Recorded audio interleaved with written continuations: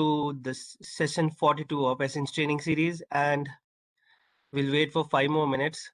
We'll start at 8:05. We are waiting for everyone to join in.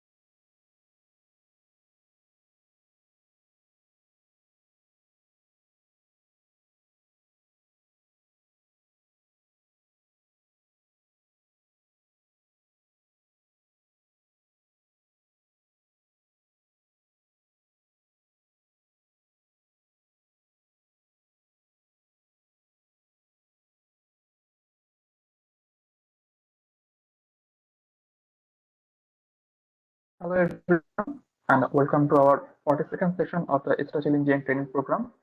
Today our presenter is Dr. Noor Yazani, Professor of Civil Engineering at the University of Texas at Arlington. Today he will discuss about bridge deck design according to AASHTO LRFD 2017. So by saying this, I'm handing over the floor to Dr. Yazani. Dr. Yazani. আসসালামু আলাইকুম সবাই। আমি নূর ইয়াজানি বলছি, professor of civil engineering at university of Texas at Arlington, এবং আমি আইসিসির consultant হিসেবে এই এসআইটে প্রোগ্রামের সঙ্গে সংযুক্ত।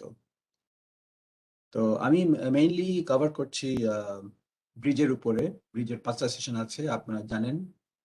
এই পর্যন্ত আমরা 3টা করেছি, আজকে নিয়ে 3টা হবে। প্রথম সেশন ছিল প্রিলিমিনারি ব্রিজ ডিজাইন।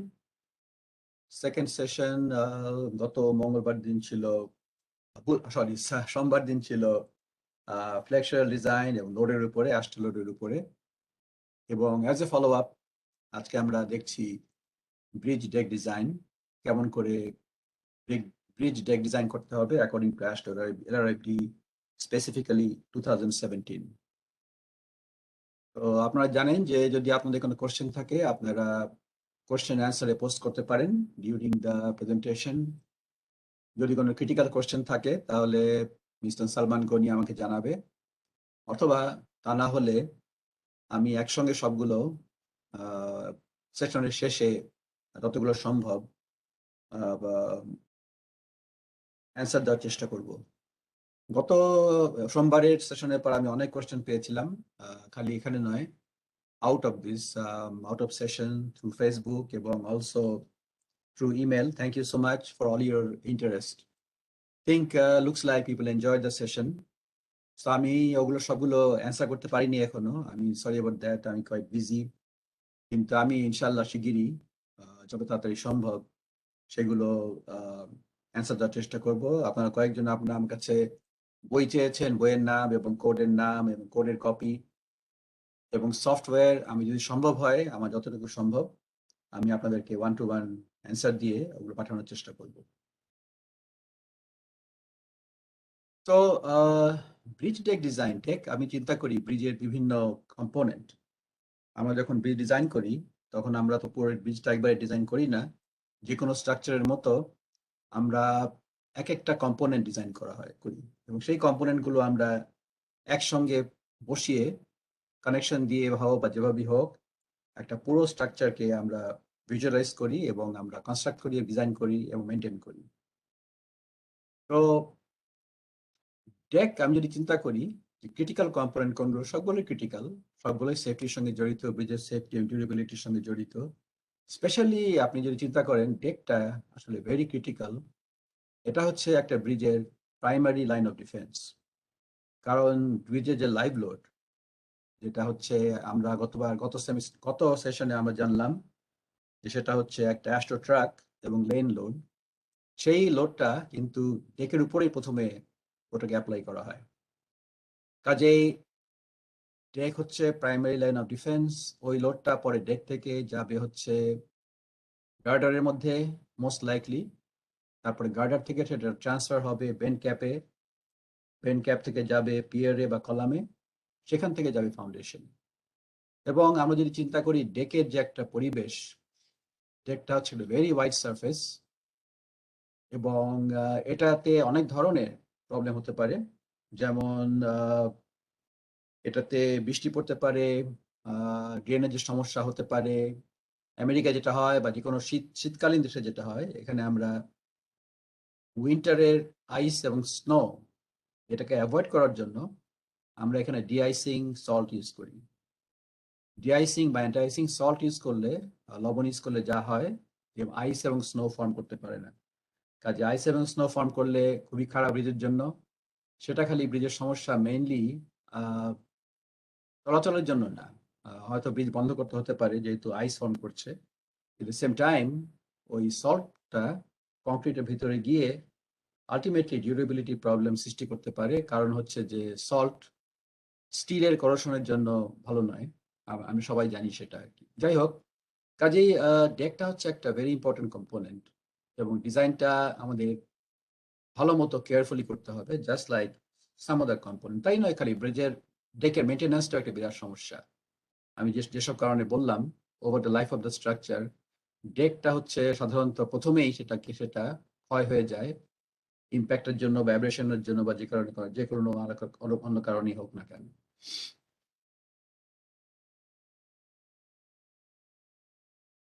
তো আমি কিছু ছবি দেখাচ্ছি এখানে, just to give an idea. আপনারা সবাই হয়তো জানেন ডেক সম্বন্ধে, ব্রিজ ডেক সম্বন্ধে। এখানে আমি দেখছি যে একটা ডেক পোর করা হচ্ছে, কংক্রিট পোর করা হচ্ছে। টিপিক্যাল ডেক হচ্ছে সাধারণত কাস্ট ইন প্লেস হয়ে থাকে। পুরো প্রিকাস্ট হয়তো এখনো সম্ভব না, সেই দিন আসছে যখন পুরোটাই হয়তো প্রিকাস্ট হবে। পুরো থিকনেসটাই কাস্ট ইন প্লেস এখন পর্যন্ত হচ্ছে, অথবা partially cast in place with prefabricated formwork. যেমন আমি এখানে দেখছি এটা একটা মেটাল ফর্মওয়ার্ক প্রিফ্যাব্রিকেটেড, এটা একটা ব্রিজের ফর্মওয়ার্ক, এটাকে দিয়ে এখানে সংযুক্ত করে তার উপরে কংক্রিট পোর করা হবে।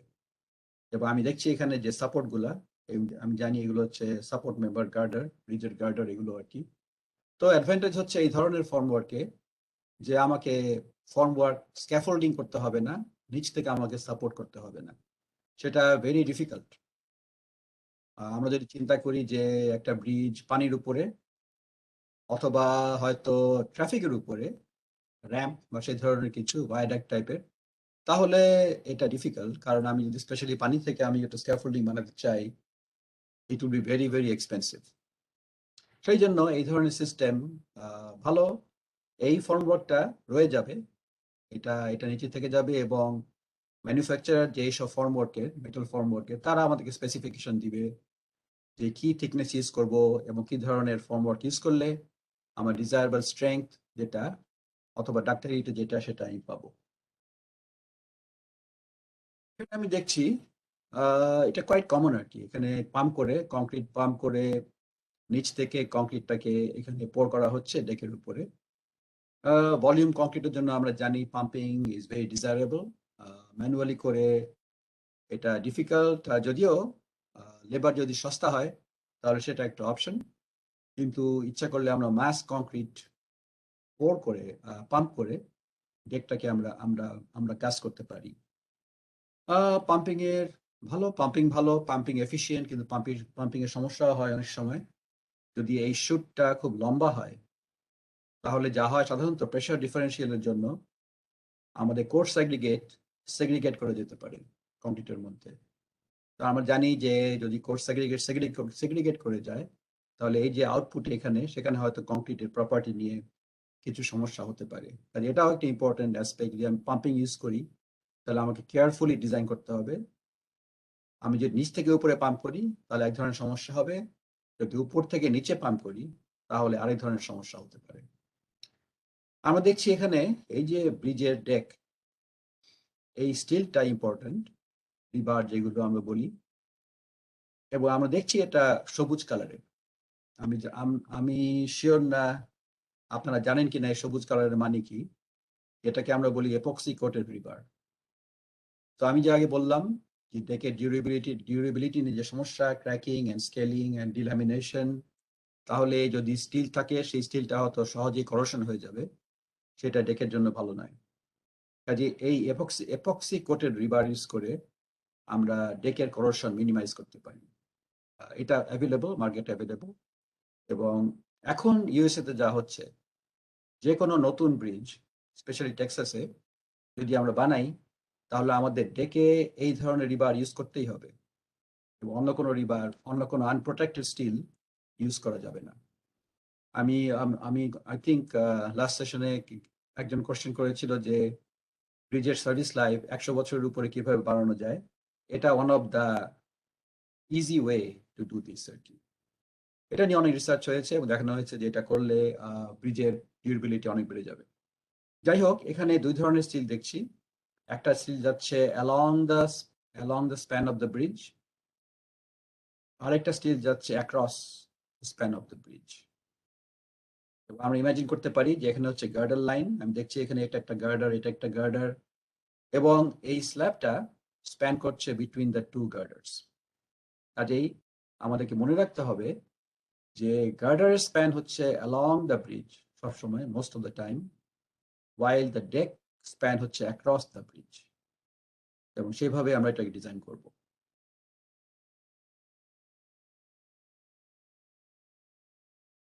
আরো আরো কিছু দেখি ছবি এখানে। এটা একটা নতুন সিস্টেম। আমি যেখানে আগে বললাম যে মেটাল প্যান ফর্মওয়ার্ক, এটা হচ্ছে কংক্রিটের প্রিফ্যাব্রিকেটেড ফর্মওয়ার্ক। সো এগুলো হচ্ছে আমরা বলি প্রিকাস্ট প্যানেল, যেটা সাধারণত প্রিস্ট্রেসড হয়ে থাকে। আমি দেখছি এখানে যে প্রিস্ট্রেসিং স্ট্র্যান্ড দেখা যাচ্ছে এখানে যে এটা প্রিস্ট্রেস সাইডওয়াইজ। কাজে এটা টিপিক্যালি 100 মিলিমিটার থিক, আবার 4 ইঞ্চি থিক। এটা ভেরি পপুলার এখন এই দেশে, আমেরিকায়, যেটা প্রিফ্যাব্রিকেটেড করে প্রিস্ট্রেস করে একটা চিকন 4 ইঞ্চি একটা ওয়াইড একটা প্যানেল, সেটা আমরা এখানে বেশ বসাচ্ছি ব্রিজের উপরে। এগুলো হচ্ছে গার্ডার লাইন দেখতে পাচ্ছি এখানে আমরা। কাজেই অ্যাডভান্টেজ আগের মতো। অ্যাডভান্টেজ হচ্ছে যে আমাকে ফর্মওয়ার্ক সিম্পলার, সাপোর্টিং সিম্পলার, এটা রয়ে যাবে এখানে। It will stay here. আমি দেখতে পাচ্ছি এখানে যে এটা tie girder, double bar exposed precast I girder, এবং এটা হচ্ছে সেই প্রিকাস্ট প্যানেল, কংক্রিট প্যানেল। তার উপরে আমরা আরো 4.5 ইঞ্চি মতো কাস্ট ইন প্লেস কংক্রিট পোর করব। এর উপরে এই স্টিল থাকবে, এবং দেখা যাচ্ছে এখানে যে কংক্রিট পোর করা হচ্ছে। অ্যাডভান্টেজ হলো যে এটা একটা কম্পোজিট স্ট্রাকচার হয়ে যাবে। এই প্রিকাস্ট প্যানেলটা কাস্ট ইন প্লেসের সঙ্গে কম্পোজিট হয়ে it will give me lot of strength. এবং এই গার্ডারটাকে আমি একটা টিবিম হিসেবে ডিজাইন করব, অ্যাসুমিং যে ফ্ল্যাঞ্জটা হচ্ছে কম্পোজিট। সো আমি এফেক্টিভ ফ্ল্যাঞ্জ উইথ এখানে ইউজ করব। এগুলো হচ্ছে সিস্টেম, বিভিন্ন সিস্টেম। এই ধরনের সিস্টেম ইউজ করলে লেবার কস্ট অনেক কমে যাবে, ব্রিজের যে কনস্ট্রাকশন টাইম এটা অনেক কমে যাবে। কাজে এটা সামথিং টু থিঙ্ক অ্যাবাউট, একটা পসিবল সলিউশন ডেকের জন্য।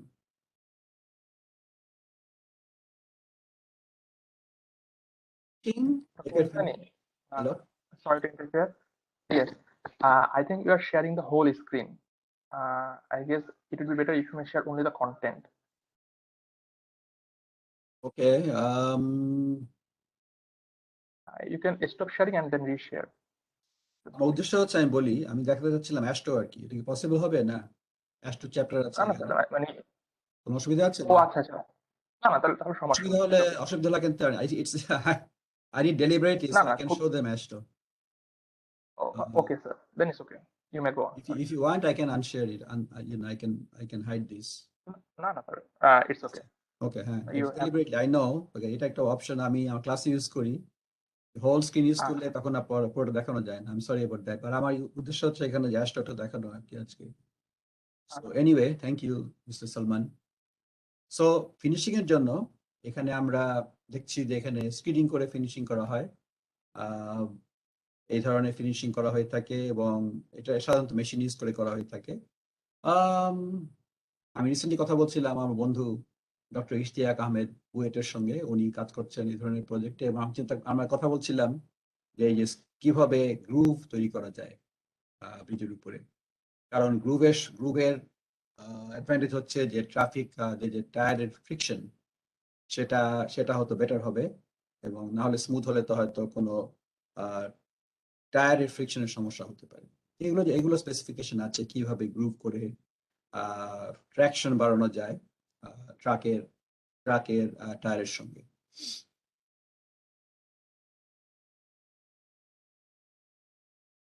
আমরা তাহলে ডিজাইনে যাই, এবং আমি আজকে চেষ্টা করব অ্যাস্টো কোডের কপিগুলো দেখানোর জন্য যতটুকু সম্ভব। আমাকে স্ক্রলিং করতে হবে, এটা হয়তো বেটার, কারণ আমি হয়তো বুঝছি যে কিন্তু অ্যাস্টোর কোন জায়গায় সেই ইকুয়েশন গুলো আছে জানতে পারলে হয়তো আমাদের সবারই সুবিধা হবে। তো ডেকের রিপ্লেস করা সম্ভব? এটা একটা ইম্পর্টেন্ট কোয়েশ্চেন। আমরা চিন্তা করছি যে হ্যাঁ, ডেকটাকে কি ভবিষ্যতে অনেক সময় যা হয়, আমি যে বললাম যেসব বিভিন্ন কারণে ডেকের ডিটারিয়েশন হতে পারে, ওয়েদারিং এর জন্য হতে পারে, ফ্রিকশনের জন্য হতে পারে, বা করোশনের জন্য হতে পারে, কিন্তু it is very difficult to replace a deck. সেই জন্য it's always make sense to design it right the first time.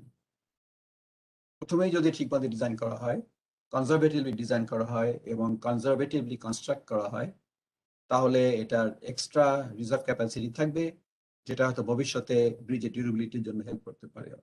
Very important হচ্ছে যে কংক্রিট কভার, সেটাও ঠিকমতো প্রোভাইড করতে হবে। সেটা আমি আজকে আলাপ করব যে অ্যাস্ট্রো কভার কতটুকু। একটা কভার হচ্ছে ডেকের উপরের জন্য, আরেকটা হচ্ছে নিচের জন্য, এবং কিভাবে সেটা প্রোভাইড করতে হবে। কাজেই আমি যে আগে বললাম বিভিন্ন অন্য কারণে টেম্পারেচার চেঞ্জ, গ্রেডিয়েন্ট এবং কংক্রিটের ক্রিপ হবে, শ্রিঙ্কেজ হবে, সেই জন্য এগুলো খুবই important. I cannot emphasize enough how important element it is in terms of sustainability and durability of a bridge.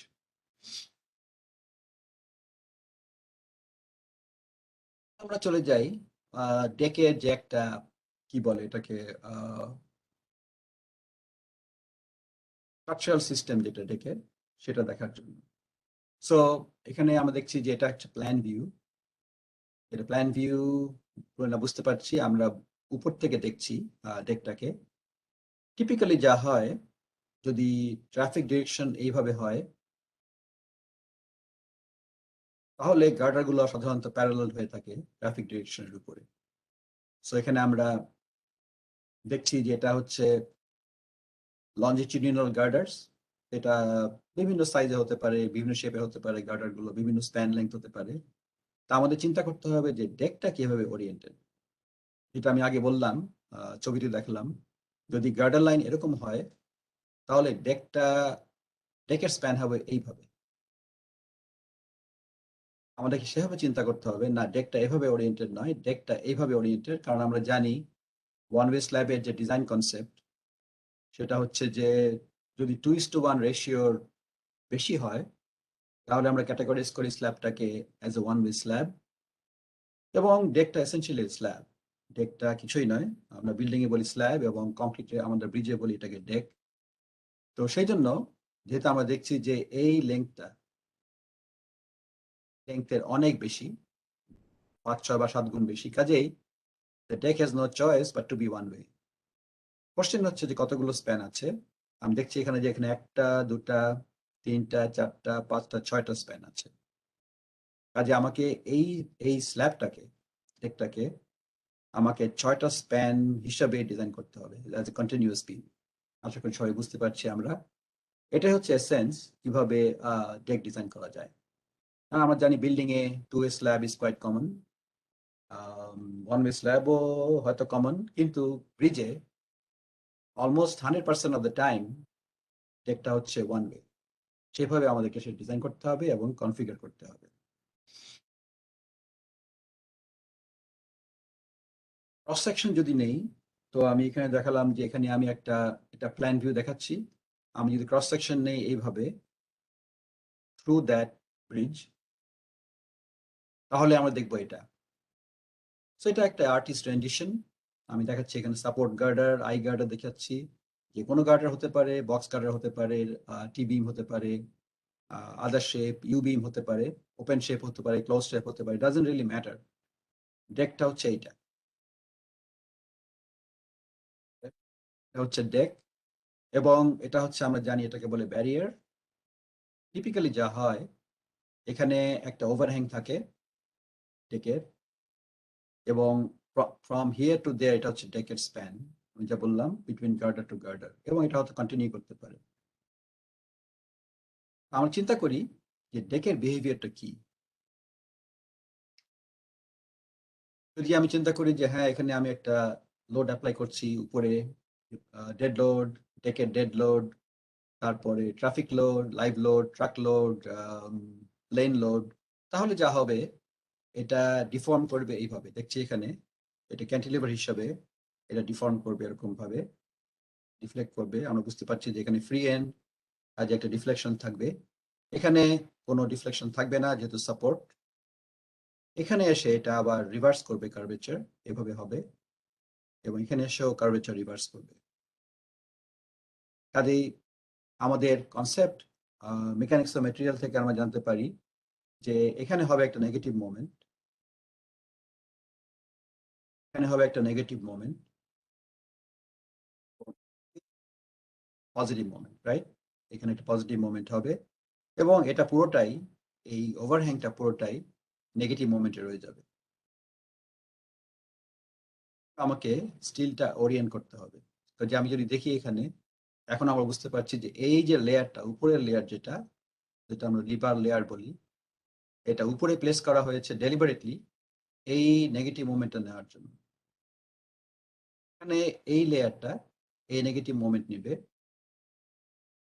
যে লেয়ারটা, এটা একটা মেইন স্টিল, এটা মোমেন্ট, এটা এটা নিবে এই মোমেন্টটা, এটাকে আমরা বলি পজিটিভ ফ্লেক্সারাল রিনফোর্সমেন্ট। এটা হচ্ছে নেগেটিভ মোমেন্টের জন্য স্টিল। কাজে এটার কাজ হচ্ছে এটা নাও। সাধারণত আমরা ডিসকন্টিনিউ করি না, কাজে আমরা দুটো ম্যাট প্রডিউস করি, একটা উপরে এবং একটা নিচে। এটা হচ্ছে মেইন রিনফোর্সমেন্ট, এবং বুঝতে পারছি যে এটা এভাবে ওরিয়েন্টেড কেন, কারণ হলো যে এটা হচ্ছে স্প্যান, স্ল্যাবের স্প্যান। কিন্তু এটা শেষ না, আমাদের আগে আরো আরো দু ধরনের স্টিল ইউজ করতে হবে। একটা হচ্ছে এইখানে উপরে, যেটা সাধারণত এই নেগেটিভ স্টিলের সঙ্গে টাই করা হয়। এটার কাজ, এটাকে বলি আমরা টেম্পারেচার শ্রিঙ্কেজ স্টিল। আমরা জানি এটা এসিআই কোড থেকে বা বিএনবিসি থেকে এটা দিতেই হবে to prevent or minimize shrinkage crack and temperature crack. এখানেও সেটাকে, এটা রেশিও অবশ্য অ্যাস্ট্রোতে ডিফারেন্ট, বিএনবিসি থেকে ডিফারেন্ট, যেটা আমরা আজকে দেখব।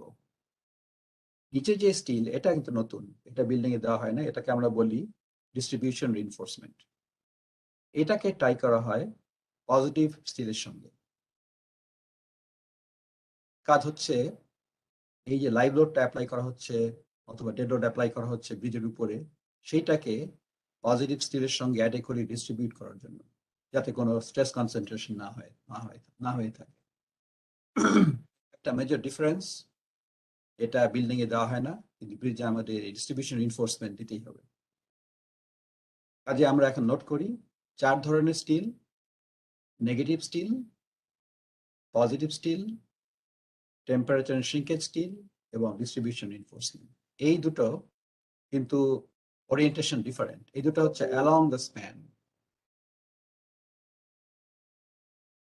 তো এটা হচ্ছে অ্যালং দ্য স্প্যান,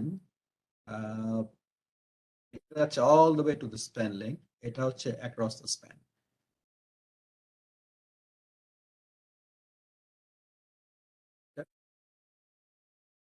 তো আমি যা বললাম আগে, ওই কভারের কথা বললাম, ভেরি ইম্পর্টেন্ট কভারের কথা যেটা বলেছি আগে। কারণ হচ্ছে যে আই ক্যানট এমফাসাইজ এনাফ যে কভারটা কত জরুরি। কভার মানে হচ্ছে যে এক্সট্রিম যে স্টিল বিমের ক্ষেত্রে সেটা হবে স্টিরাপ, তার বাইরে আমাদের কতটুকু আমরা কংক্রিট ব্যবহার করব সেটা ভেরি ইম্পর্টেন্ট ডিউরেবিলিটির জন্য। কারণ কভার যদি ঠিক মতো না দেওয়া হয় তাহলে হয়তো হয়তো সাস্টেনেবিলিটি প্রবলেম হতে পারে, করোশন হতে পারে স্টিলের। কাজেই কভার নিয়ে আমাদের কোনো সংশয় থাকা উচিত নয়। এবং কংক্রিট সস্তা, কংক্রিটের দাম বেশি নয় রিলেটিভলি স্পিকিং। কাজেই আমি অলওয়েজ অ্যাডভাইস করি আমার স্টুডেন্টদেরকে অথবা কনসালটেন্টদেরকে যে আমরা মিনিমাম কভার ইউজ করবোই। ব্রিজের ক্ষেত্রে স্পেশালি আমরা যদি চিন্তা করি, ব্রিজটা হচ্ছে হাইলি এক্সপোজ স্ট্রাকচার এনভায়রনমেন্টে। একটা ব্রিজ কখনো বিল্ডিং এর ভিতরে হয় না, হতে পারে রেয়ার কেসেস, সবসময় ব্রিজটা বাইরে থাকে। কাজে এটা expose to the environment, temperature, বৃষ্টি, আমাদের এখানে স্নো হয়, আইস হয়, গাড়ির থেকে লিক করে মোটর অয়েল পড়তে পারে, অ্যান্টিফ্রিজ পড়তে পারে, এবং অ্যাব্রেশন, টায়ারের অ্যাব্রেশন হতে পারে। এইসব কারণে এই এক্সপোজারের জন্য কাভারটা আরো বেশি ইম্পর্টেন্ট ফর ব্রিজেস। কিন্তু এই জন্য না, খালি ডেকের জন্য নয়, এটা এটা প্রযোজ্য সব ব্রিজের কম্পোনেন্টে। গার্ডারের জন্য প্রযোজ্য, বেন ক্যাপের জন্য প্রযোজ্য, স্পেশালি পিয়ারের জন্য খুবই প্রযোজ্য। কারণ হচ্ছে পিয়ারের সঙ্গে এবং ফাউন্ডেশনের সঙ্গে সয়েলের কন্ট্যাক্ট থাকবে, সেই ক্ষেত্রে আমাদেরকে সেইভাবে এটাকে ইউজ করতে হবে। সো অ্যাস্টো যা বলে, আমি চ্যাপ্টার 9-এ যেতে পারি এখন হয়তো। এটা let me go there. I will like try to go to page 97, see if I can go there now. AASHTO chapter 9 দেখতে পাচ্ছেন আপনারা। So let's go to 9.7.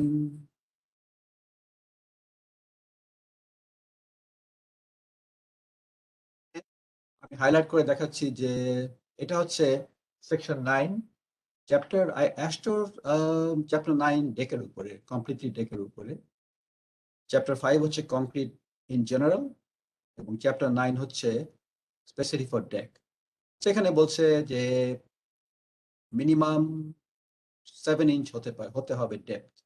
এটা হচ্ছে, এটা আমি 7 ইঞ্চি নিচে কোনো ডেক থিকনেস ইউজ করতে পারবো না। স্কিউড ডেক বলা আছে। আমরা এখানে যাব, আজকে দেখব কিভাবে ডিজাইন করতে হবে স্ল্যাব। কিন্তু আমি দেখাতে যাচ্ছিলাম এটা কভারটা, কাজে I'll go there now. 5, 10, 1. Okay, let's go there and see chapter 5। এটা হচ্ছে চ্যাপ্টার 5।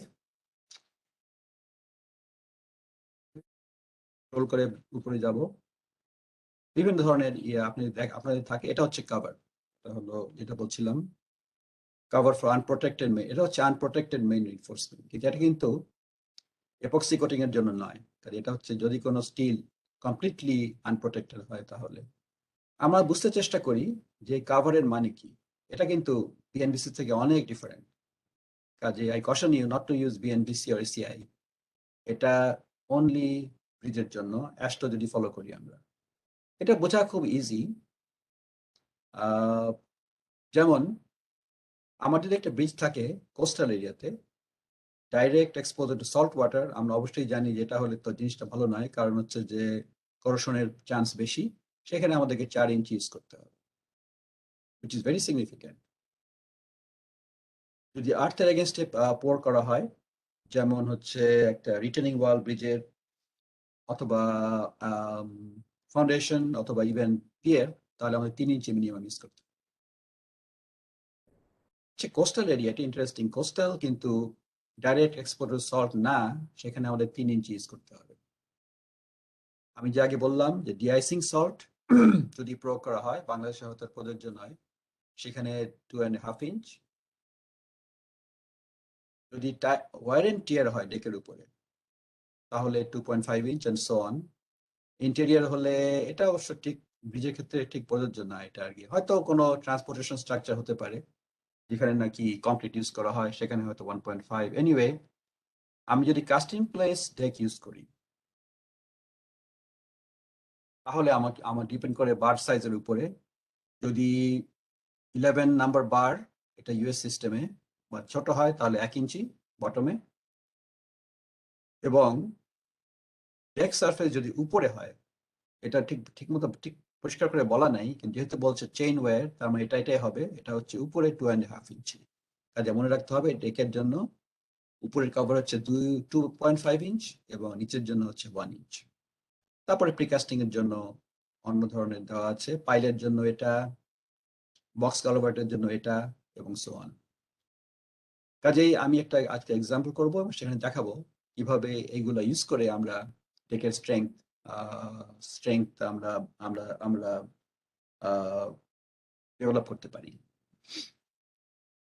তো এটা আমি এখানে দেখিয়েছি। এখানে এইটা হচ্ছে টেবল, এবং আরো কিছু ইম্পর্টেন্ট কথাবার্তা এখানে বলেছি ডেক সম্বন্ধে, যে আমরা যা কতবার জানলাম গত সোমবার যে 4টা লিমিট স্টেট আছে, এবং যেহেতু ডেক একটা বেন্ডিং মেম্বার, সেই ওইগুলো এখনো প্রযোজ্য। এই 4টা limit state, strength limit state, serviceability limit state, ওই সবগুলাই ডেকের ক্ষেত্রে প্রযোজ্য। আমরা দেখবো ডেকের অ্যানালাইসিস মেথড কি, চ্যাপ্টার 9-এ দেখবো। মিনিমাম কভার দেখলাম। এখানে একটা বলা আছে যে কতবার যে স্কিউ বলেছিলাম, স্কিউ অ্যাঙ্গেল, সেই স্কিউ অ্যাঙ্গেলটা যদি 25 ডিগ্রি কম হয় তাহলে আমাদেরকে প্রাইমারি রিবার যেটা বেন্ডিং, এটা স্কিউ অ্যাঙ্গেল ডিরেকশন দিতে হবে। আদারওয়াইজ যদি 25 এর বেশি হয় তাহলে আমাদের নর্মাল টু দ্য সাপোর্টিং বিম দিতে হবে। এটা একটা অ্যাস্ট্রো প্রভিশন, যেটা ফলো করতে হবে।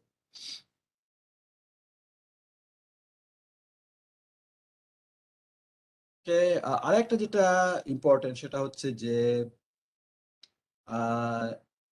কাভারের উপরে ওয়াটার সিমেন্ট রেশিওর একটা এফেক্ট আছে। যেমন এখানে এটা 100 থেকেই, ওই যে আমি চ্যাপ্টারে গেলাম সেখানেই দেওয়া আছে প্রিভিয়াস পেজে।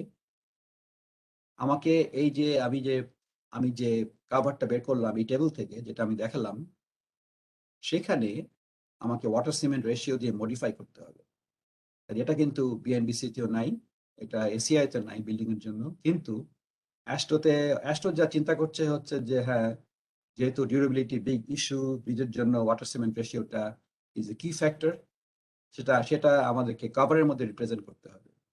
যদি ওয়াটার সিমেন্ট রেশিও 0.4 এর কম হয় তাহলে এই কাভারগুলা আমাকে 0.8 দিয়ে রিডিউস করতে হবে। যদি ওয়াটার সিমেন্ট রেশিও 0.5 এর বেশি হয় তাহলে আমাকে 1.2 দিয়ে মডিফাই করতে হবে। তো আমরা দেখছি যে যত ওয়াটার সিমেন্ট রেশিও বাড়বে তত আমাদের কাভারটাকে বাড়াতে হবে বাই 20%। তার মানে হচ্ছে যদি আমি 1 ইঞ্চি ইউজ করতাম সেখানে আমাকে 1.2 ইঞ্চি ইউজ করতে হবে। তো ওয়াটার সিমেন্ট রেশিওটা ইম্পর্টেন্ট। আমি আশা করি সবাই ওয়াটার সিমেন্ট রেশিও সম্বন্ধে জানেন, এবং সেটা কিভাবে বের করি আমরা স্লাম্প টেস্ট করে সেটা আমরা জানি। আমরা এটার জন্য স্লাম্প টেস্ট ইউজ করি। যদি আমি সেলফ কনসলিডেটিং কংক্রিট ইউজ করি, যেটা আমরা এখন অনেক ইউজ করছি ডেকের জন্য, সেখানে আমরা ফ্লো টেস্ট ইউজ করি, এসটিএম, সেখানে আমরা স্লাম্প ইউজ করি না। তো এটা একটা মনে রাখার বিষয়। তারপরে হচ্ছে আরো কিছু ক্রাইটেরিয়া আছে। যদি আমি পোস্ট টেনশন ইউজ করি ডাক্টের জন্য, একই কভার ইউজ করতে হবে, same as main reinforcing, half of duct diameter, এটা একটা ক্রাইটেরিয়া। 3টা জিনিস আমাকে টেস্ট করতে হবে, এবং যেটা কন্ট্রোলিং সেটা আমি ইউজ করব ফর পোস্ট টেনশনিং ডাক্ট। কারণ হচ্ছে যে পোস্ট টেনশনিং ডাক্ট স্টিলে হয়ে থাকে, সেটাও করেশন হতে পারে, এই জন্যই এই ক্রাইটেরিয়াটা দেওয়া হয়েছে। এবং যদি আমি এপক্সি কোটেড রিবার ইউজ করি, যেটা আমি আগে বললাম ওই সবুজ কালারের করেশন প্রোটেকশনের জন্য, সেখানে আমাকে ইন্টেরিয়র এক্সপোজার ইউজ করতে হবে। কাজে এটা আমাদের অ্যাস্ট্রো বলছে যে যদি এপক্সি কোটেড রিবার হয় করেশনের চান্স অনেক কমে যায়, কাজে সেই ক্ষেত্রে আমরা ইন্টেরিয়র এক্সপোজার ইউজ করতে পারি। All is a very useful information.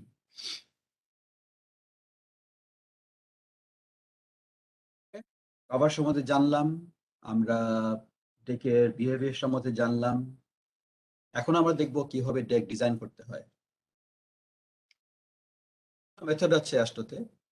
আমরা বিএনবিসি ইউজ করব না, আমরা এসিআই ইউজ করব না।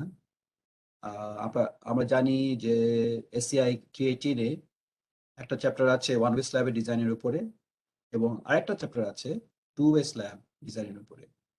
যেটা আমরা জানি যে সেটার ক্রাইটেরিয়া কোয়াইট ডিফারেন্ট, সরি। তো সেগুলো আমরা ইউজ করবো না এখানে, আমরা এখানে স্ট্রিক্টলি অ্যাস্টো মেথড ইউজ করব। তো অ্যাস্টোতে 4টা মেথড দেওয়া আছে। একটা হচ্ছে স্ট্রিপ মেথড,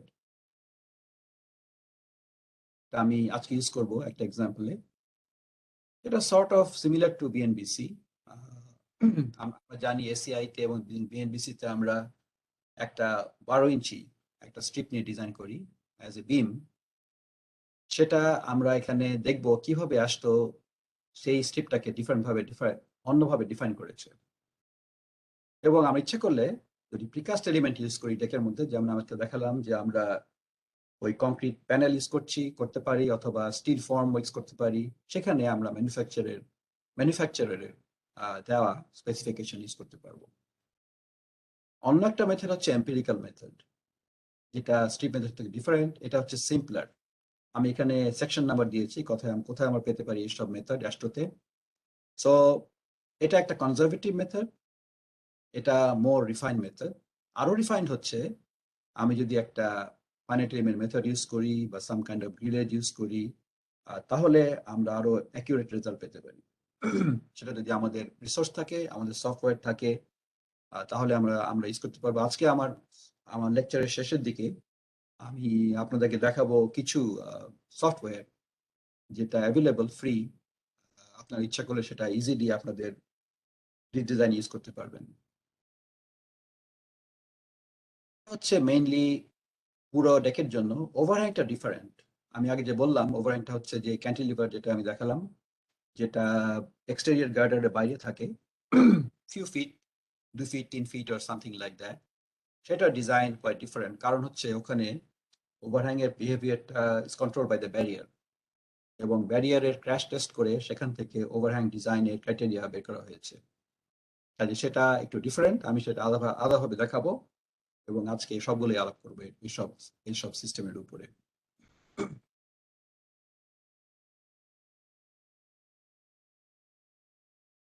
তো আগে যে বললাম কন্টিনিউয়াস বিম, সো স্ল্যাবটা হচ্ছে কন্টিনিউয়াস বিম। খুবই রেয়ার যে slab will be simply supported in a bridge, extremely rare. Slab bridge যদি হয়, হ্যাঁ, একটা ব্রিজ হতে পারে কমপ্লিটলি স্ল্যাবের তৈরি, ডেক আমরা ওটাকে বলি ডেক ব্রিজ, কোনো গার্ডার নাই, স্ল্যাবটাই হচ্ছে মেইন স্ট্রাকচারাল সিস্টেম। এটা শর্ট স্প্যানের জন্য হয়তো ভালো হতে পারে, সাধারণত কাস্ট ইন প্লেস হয়, সেই ক্ষেত্রে আমরা সিম্পলি সাপোর্টেড ইউজ করতে পারি বা ওয়ান স্প্যান একটা ফিক্সড একটা স্ল্যাব ইউজ করতে পারি। কিন্তু জেনারেলি এটা একটা কন্টিনিউয়াস বিম, সেভাবে আমরা ডিজাইন করব। আমরা ক্রিটিক্যাল সেকশনে মোমেন্ট বের করব। সো বেন্ডিং মোমেন্ট হবে নেগেটিভ বা পজিটিভ, আগে যেভাবে ডিসক্রাইব করলাম। সাপোর্টের উপর হলে নেগেটিভ, মিড স্প্যানে হলে পজিটিভ, সেভাবে আমরা এটাকে ডিজাইন করব। এই স্ট্রিপ উইথটাকে আমাদের বের করতে হবে অ্যাকর্ডিং টু অ্যাস্টো প্রসিডিউর। এটা ঠিক 12 ইঞ্চি না, এটা আমি দেখাবো এই স্ট্রিপটার উইথ কত বেসড অন অ্যাস্টো। তারপরে এসব করার পরে আমরা একটা ওয়ান ওয়ে স্ল্যাব হিসাবে এটাকে ডিজাইন করব। 2 ওয়ে নয়, 1 ওয়ে হিসাবে ডিজাইন করা হবে।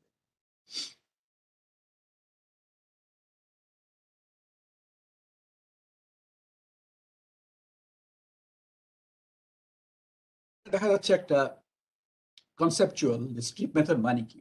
আমি যে আগে বললাম অ্যাস্টোর হচ্ছে স্ট্রিপ মেথড হচ্ছে একটা ওয়ান অফ দ্য মেথড এবং probably one of the most widely use method. So এখানে আমি দেখাচ্ছি একটা ডেক, ব্রিজ ডেক।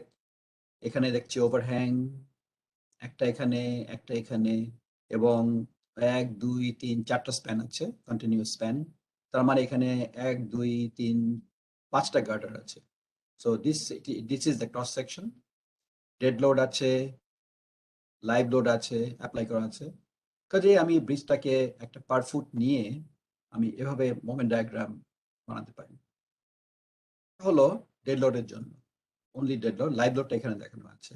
আমরা জানি এগুলো হচ্ছে অ্যাস্টো ট্র্যাক, HL93 ট্র্যাক, যেটা আমি গত সোমবার দিন আলাপ করলাম এটা নিয়ে। সো যেহেতু ডেড লোড হচ্ছে ইউনিফর্ম, বেশিরভাগ ক্ষেত্রে ডেড লোডটা ইউনিফর্ম। এই ডেড লোড হতে পারে স্ল্যাবের নিজের ওয়েট, সেলফ ওয়েট, এটা হতে পারে any overlay, future wearing surface and things like that.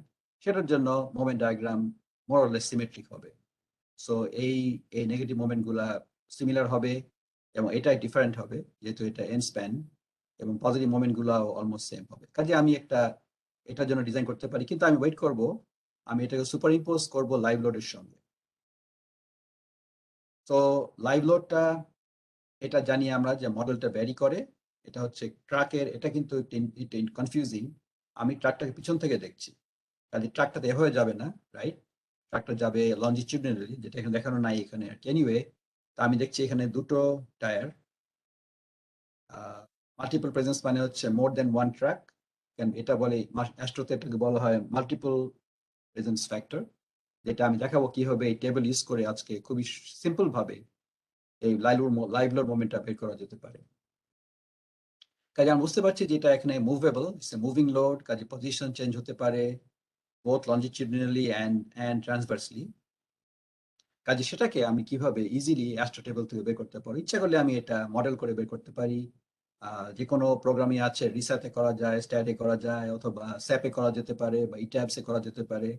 কিন্তু আমি আজকে দেখাবো যে আরো প্রোগ্রাম আছে যে সফটওয়্যার ফ্রিলি অ্যাভেলেবল, যেখানে এগুলো ইজিলি বের করা যায়। এনিওয়ে, অ্যাস্ট্রো টেবল ইউজ করেও সেটা আমি বের করতে পারি।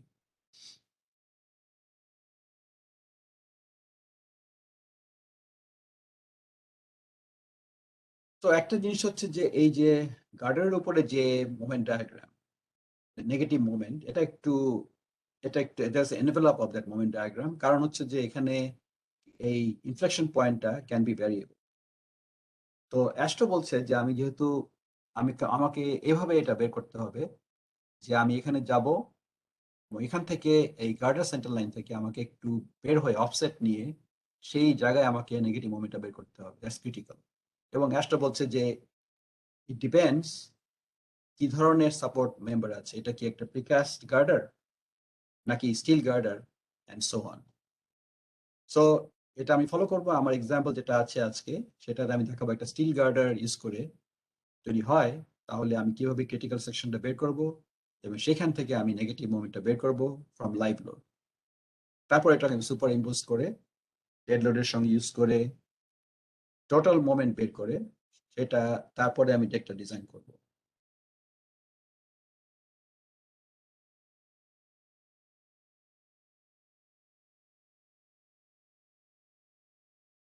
এখানে আরো বেশি দেখানো হচ্ছে কিভাবে করতে হবে। এটা হচ্ছে astro section 46216, calculation of force effects, যেটা আমি আগে বললাম। এটা আমি কপি করে এখানে দেখাচ্ছি যে যদি মনোলিথিক কনস্ট্রাকশন হয় কি হবে, কোথায় হবে সে ক্রিটিক্যাল সেকশন। যদি স্টিল বাই বিম হয়, স্টিল গ্রাব গার্ডার হয়, তাহলে কি হবে সেটা বের করতে হবে। স্টিলের জন্য স্পেসিফিক্যালি বলা আছে যদি আমি স্টিল আই বিম ইউজ করি তাহলে আমাকে ফ্ল্যাঞ্জ উইথের কোয়ার্টার ডিস্টেন্সটা নিয়ে সেটেল লাইন থেকে সেইখানে মোমেন্টটা চেক করতে হবে। ওয়াইড কংক্রিটের জন্য এটা ডিফারেন্ট।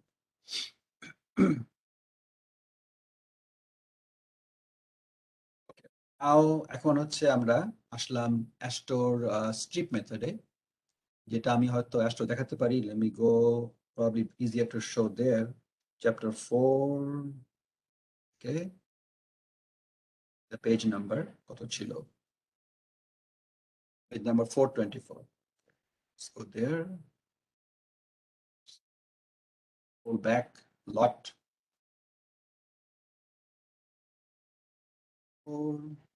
এবং আপনার যদি অ্যাস্টো থাকে আপনারা আমার সঙ্গে ফলো করতে পারেন if you have the AASHTO somehow.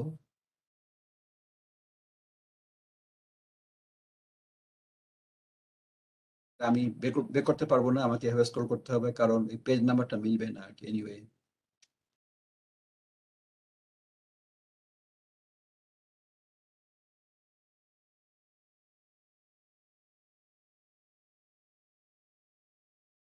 দেখাতে চাচ্ছিলাম এই টেবিলটা। এখানে অ্যাস্টোতে ইকুইভ্যালেন্ট স্ট্রিপ গুলো দেখানো আছে। ইকুইভ্যালেন্ট স্ট্রিপ মানে হচ্ছে যে আমি কি স্ট্রিপটা ইউজ করব, কোন স্ট্রিপ উইথ ইউজ করবো। এটা কিন্তু 12 ইঞ্চি নয়, নট নেসেসারিলি 12 ইঞ্চেস। এটা ডিপেন্ড করে মেইনলি গার্ডার স্পেসিং এর উপরে। এই এসটা হচ্ছে girder spacing, very simple equations.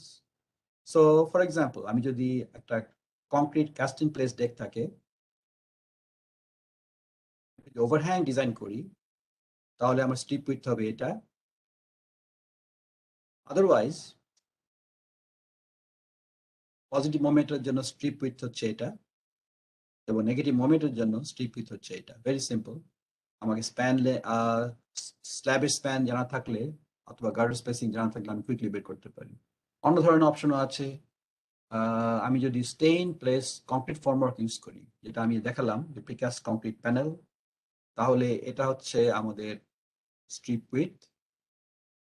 Post tension use করলে, প্রিকাস্ট ইউজ করলে এগুলো হচ্ছে স্ট্রিপ উইডথ। যদি স্টিল ডেক ইউজ করা হয়, কাইন্ড অফ আনইউজুয়াল যে পুরো ডেকটা স্টিলের তৈরি, তাহলে এগুলো হচ্ছে আমাদের স্ট্রিপ উইডথ এবং সো অন। যদি উড হয়, timber deck which is very unusual for bridges, হতে পারে তো কোনো পেডেস্ট্রিয়ান ব্রিজের জন্য ইজ পসিবল, তাহলে এখানে হয়তো এগুলো ইউজ করতে হবে। যে আমি আজকে এক্সাম্পল আমি অ্যাসুম করবো একটা কাস্টম প্লেস ডেক এবং এই ভ্যালুগুলো আমি ইউজ করবো এক্সাম্পলে। সেটা আমি আর বড় করে দেখিয়েছি এখানে, যেহেতু এটা আমি ইউজ করবো আজকে। Please make a note of this.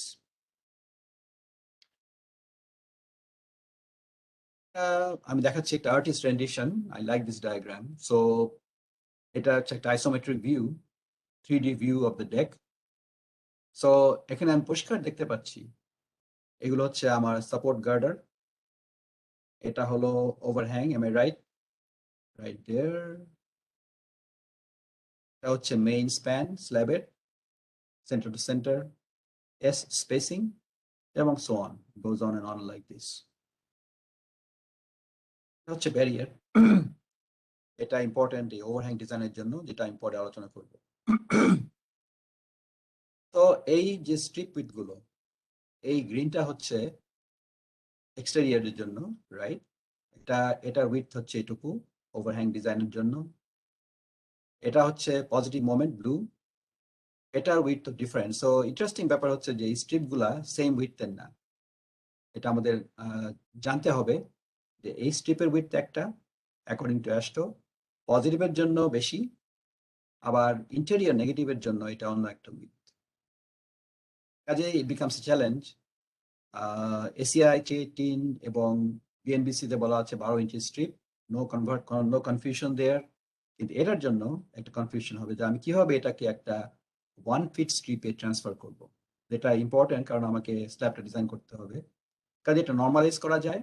আমি দেখাবো কিভাবে এটাকে ডিজাইন লেনে 12 ফিট নিয়ে সেটাকে আমরা ডাউনলোড করতে পারি বা ডাউনগ্রেড করতে পারি একটা 12 ইঞ্চির উপরে। সেটা আমি আজকে আলোচনা করব। এটা দেখানো আছে এখানে। So live load moment per strip divided by equivalent strip width.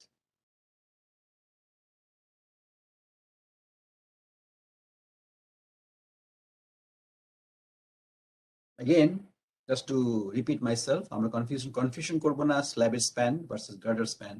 Girder span হবে along the bridge normally এবং slab span হবে transverse, orthogonal to that. Okay, এটা আমি আগেই ডিসকাস করেছি। টপ এন্ড বটম রিনফোর্স দিতে হবে, আমাদেরকে ফ্যাক্টর মোমেন্ট ইউজ করতে হবে, কারণ হচ্ছে আমরা স্ট্রেংথ লিমিট স্টেট ইউজ করবো। কাজে আমাদের সেম ফ্যাক্টর যা আগে আমরা দেখেছিলাম গতবার, সেই ফ্যাক্টর গুলো আমরা ইউজ করবো এখানে। ডেড লোড, লাইভ লোড এবং কম্বিনেশনের জন্য, লোড কম্বিনেশনের জন্য আমাদেরকে ইম্প্যাক্ট ফ্যাক্টর ইউজ করতে হবে। আগে যেটা বললাম গতবার 33% মোস্ট অফ দ্য টাইম, সেটা আমাদের ইউজ করতে হবে। এবং আমাদেরকে অলসো মাল্টিপল প্রেজেন্স ফ্যাক্টর, তার মানে হচ্ছে যে অনেকগুলো ট্র্যাক একসঙ্গে থাকলে সেটাকে কিভাবে আমরা ডিজাইনে দেখাবো, এটাও কনসিডার করতে হবে।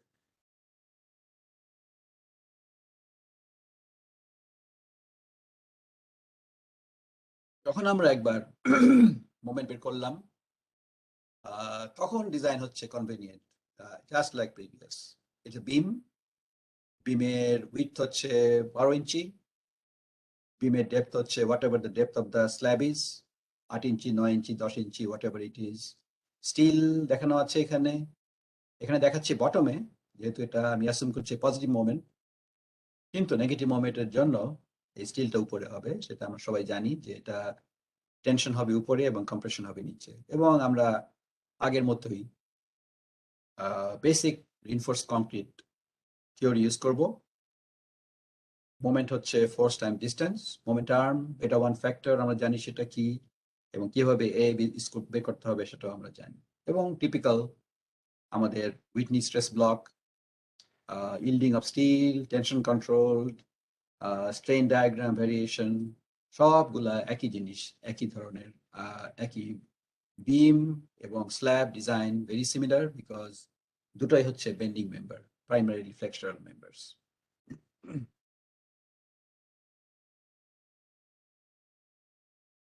তো একটা প্র্যাকটিক্যালি চিন্তা করি, এখন সবই প্র্যাকটিক্যাল। আমি এখানে দেখাচ্ছি একটা অ্যাস্ট্রো বক্স গার্ডার, অফকোর্স ভয়েডেড, রাইট, মধ্যেখানে ভয়েড, এবং এখানে দেখাচ্ছি যে বিভিন্ন স্ট্র্যান্ড, প্রিস্ট্রেসিং স্ট্র্যান্ড, বটম ফ্ল্যাঞ্জে দেখানো আছে, 2 লেয়ার আছে, একটা বটম লেয়ার, একটা টপ লেয়ার। এখন আমি যদি টপ লেয়ারে 6টা স্ট্র্যান্ড দিই at 4 inch spacing from here to there, নিচের লেয়ারে যদি আমি 23টা স্ট্র্যান্ড দিই what ever diameter at 2 inch spacing, কথা হচ্ছে যে does it satisfy AASHTO cover? এটা হচ্ছে কোয়েশ্চেন। আমাদেরকে খুবই কেয়ারফুলি এই স্ট্র্যান্ডগুলো প্লেস করতে হবে। সাধারণত বক্স কাটার সাধারণত লিমিটেড স্পেস থাকে বটম ফ্ল্যাঞ্জে, কাজে এটাকে আমাদেরকে সেভাবে প্লেস করতে হবে এবং যাতে আমরা কম্প্রোমাইজ না করি কভার নিয়ে। কারণ আমি আগে যা বললাম যে it's good to make it right the first time. প্রথমে যদি আমরা ঠিকভাবে ডিজাইন করি, ঠিকভাবে কনস্ট্রাক্ট করি, ঠিকমতো মেটেরিয়াল সাপ্লাই করি, তাহলে ভবিষ্যতে প্রবলেম হওয়ার সম্ভাবনা অনেক কম।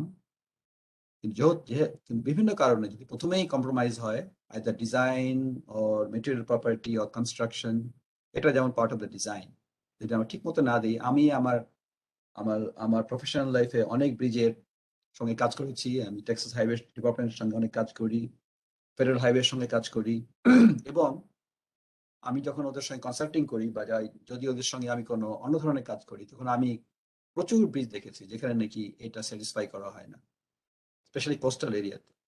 So it becomes a big issue. Hope we understand that we should not compromise with the AASHTO provisions for bridges.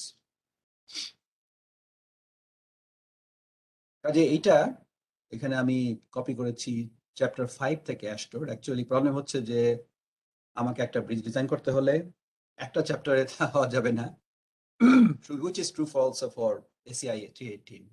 আমাদেরকে মাল্টিপল চ্যাপ্টারে জাম্প করতে হবে এবং একটা থেকে একটা চ্যাপ্টারে যেতে হবে। যেমন এটা স্পেসিং দেওয়া আছে চ্যাপ্টার 5 এ AASHTO, আমরা আগে দেখলাম ডেক ডিজাইন আছে চ্যাপ্টার 9 এ, অ্যানালিসিস আছে চ্যাপ্টার 4 এ, এবং সো অন। কাজে এটা উপায় নেই, there is no other way to avoid this. We have to go to multiple places. তো আমরা এখানে দেখি যে I'll go to this page. Let me have the page number. Probably would be difficult, but I'll stay here. So maximum spacing of reinforcing bar, এটা হচ্ছে 1.5 times the thickness of the member or 18 inch. So 1.5 times thickness of the member ডেকের জন্য হবে thickness অথবা 18 inch, এবং minimum spacing reinforcing bar cast in place কংক্রিটের জন্য হচ্ছে 1.5 times the bar diameter অথবা 1.5 times the maximum size of the course aggregate. তো আমাদের জানতে হবে কোর্স অ্যাগ্রিগেটের সাইজ কি, এবং সেটা 1.5 টাইমস আমরা ইউজ করব। আরেকটা হচ্ছে 1.5 ইঞ্চ, এটা হচ্ছে কাস্ট ইন প্লেসের জন্য, এটা হচ্ছে ম্যাক্সিমাম, এটা হচ্ছে মিনিমাম। প্রিকাস্ট কংক্রিটের জন্য স্লাইটলি লেস, কারণ হচ্ছে যে প্রিকাস্টের কোয়ালিটি শুড বি বেটার। আমরা প্রিকাস্ট কংক্রিট করি মোর কন্ট্রোলড এনভায়রনমেন্টে, কাজে সেই জন্য আমরা রিডিউস করতে পারি, which is an advantage of precast concrete. এটা হচ্ছে bar diameter actual whatever it is, অথবা 1.33 times the aggregate size course aggregate যদি জানা থাকে, অথবা 1 inch। তো আমাদেরকে সেইভাবে ডিটেইল করতে হবে। Detailing is very important for building or bridge or any kind of concrete structure, যে আমরা এইগুলো প্রোভাইড করব। এটা অবশ্য ঠিক ডিউরেবিলিটির জন্য না, এটা হচ্ছে ওয়ার্কেবিলিটির জন্য, কনস্ট্রাক্টেবিলিটির জন্য। constructability is paramount. So আমরা যদি প্রপার স্পেসিং না দেই, যেমন এই বক্স গার্ডারে যদি আমাদের এই স্ট্র্যান্ডগুলো কনজেস্টেড হয়, তাহলে আমরা জানি যে যখন নাকি আমরা কংক্রিটটা পোর করব, প্রিকাস্টে হোক না কেন বা কাস্ট ইন প্লেসে হতে পারে, এটাও তো প্রিকাস্ট শেপ, তাহলে because of this limited space কনজেশনের জন্য কংক্রিট ঠিক মতো প্লেসমেন্ট নাও হতে পারে। আমরা ভাইব্রেশন ইউজ করলেও সেটা অনেক সময় সমস্যা রয়ে যায়। কাজেই তখন হানিকম্বিং হতে পারে, ভিতরে এয়ার পকেট থাকতে পারে, কংক্রিটের কোয়ালিটি হয়তো কম্প্রোমাইজ হতে পারে। কাজে আমরা যে প্রাইম ইউজ করি কংক্রিট স্ট্রেংথ ইন ডিজাইন, সেটা অ্যাসাম্পশন হচ্ছে পারফেক্ট কংক্রিট, ইউনিফর্ম কংক্রিট, কোনো অসুবিধা নাই, কোনো ধরনের সমস্যা নাই, কোনো ধরনের হানিকম্বিং নাই। সেটা কম্প্রোমাইজ করলে এই যে গার্ডারের যে একটা স্ট্রেংথ, সেটাও কম্প্রোমাইজ হবে। কাজে এটা very important, specially for deep girder. আমরা ইমাজিন করতে পারি যদি ভেরি ডিপ হয়, তাহলে এই concrete placement can be very challenging. যদি কলাম হয় তাতে আরো চ্যালেঞ্জিং। কলামের পোর করা very difficult from top to bottom. আমরা দেখি অহরাই হচ্ছে এটা ব্রিজের ড্রিল শ্যাফটের জন্য। এখানে সিম্পলি হার্ড টু সি নিচে কি হচ্ছে, কি ধরনের কন্ডিশন হচ্ছে। এই জন্য আমরা এখন আরো বড় বড় স্ট্যান্ডের দিকে যাচ্ছি। 0.6 inch stand is becoming more common. চেষ্টা করছি যে 270 কেএসআই হিল স্ট্রেংথ থেকে 300 কেএসআই তে অ্যাডভান্স করার জন্য। আমি এই মুহূর্তে টেক্সটটের সঙ্গে কাজ করছি একটা প্রপোজালে with Texas A&M university. We are doing it jointly, যে আমরা যদি 300 কেএসআই 0.6 ইঞ্চ স্ট্যান্ড ইউজ করি, তাহলে কি অ্যাডভান্টেজ আমরা পাবো। আমরা তো এই কনজেশন হতে দূর করতে পারবো, অলসো হয়তো আমরা স্প্যানটাকে বাড়াতে পারবো, লম্বা করতে পারবো, এবং সেম স্প্যানের জন্য হয়তো আমরা সেকশনটাকে অপটিমাইজ করতে পারবো, যত হয়তো স্মলার কোনো সেকশন আমরা ইউজ করতে পারবো। All that is advantageous and cost effective.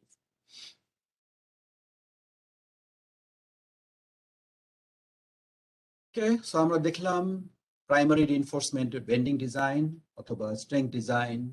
Next হচ্ছে যে এখানে মিনিমাম রিইনফোর্সমেন্টটা কি। এটা আমি অবশ্য একই জিনিস আমি দেখিয়েছিলাম গত সোমবার গার্ডার ডিজাইনের জন্য। সো এখানে এটা হচ্ছে যে মেইন ইস্যু হচ্ছে যে এটা ঠিক এসিআই কোডের মতো না, 318 এর মতো না, অথবা বিএনবিসি এর মতো না। ওই মিনিমাম রিইনফোর্সমেন্ট হচ্ছে ইকুয়েশন গুলা অনেক different. So again we should be careful to use AASHTO, not ACI or BNBC. So এখানে এটা ইনডাইরেক্টলি প্রোভাইড করা হয়। আমি এখানে রিপিট করছি। সো আমার যে usable design strength, bending strength, সেটা হতে হবে অ্যাটলিস্ট ক্র্যাকিং মোমেন্ট। এটাকে এভাবে ক্যালকুলেট করা হয়, অথবা 1.33 টাইমস এমইউ। এমইউ হচ্ছে আমরা জানি এমইউ হলো ultimate moment, factored moment, external moment. So আমি এই দুটাকে ক্যালকুলেট করব, এবং আমার ফিএমএন should include be more than that value. তো এগুলো হচ্ছে আইজি হচ্ছে গ্রস মোমেন্ট অফ ইনার্শিয়া। এগুলো জানি আমার মানে কি, ওয়াইটি হচ্ছে নিউট্রাল অ্যাক্সিস ডিসটেন্স, এবং f r according to AASHTO the tensile capacity অথবা মডুলাস অফ রাপচার। এটা হচ্ছে 0.37 times square root of prime c. এটাও এসিআই থেকে ডিফারেন্ট, বিএনবিসি থেকে ডিফারেন্ট। এখানে প্রাইম সি কেএসআই তে ইনপুট করতে হবে, সেখান থেকে আমরা ক্যালকুলেট করব। কাজে আমরা যদি এটা প্রোভাইড করি according to AASHTO, that will automatically mean we are providing minimum primary reinforcement. AASHTO তে 563 তে বলা আছে।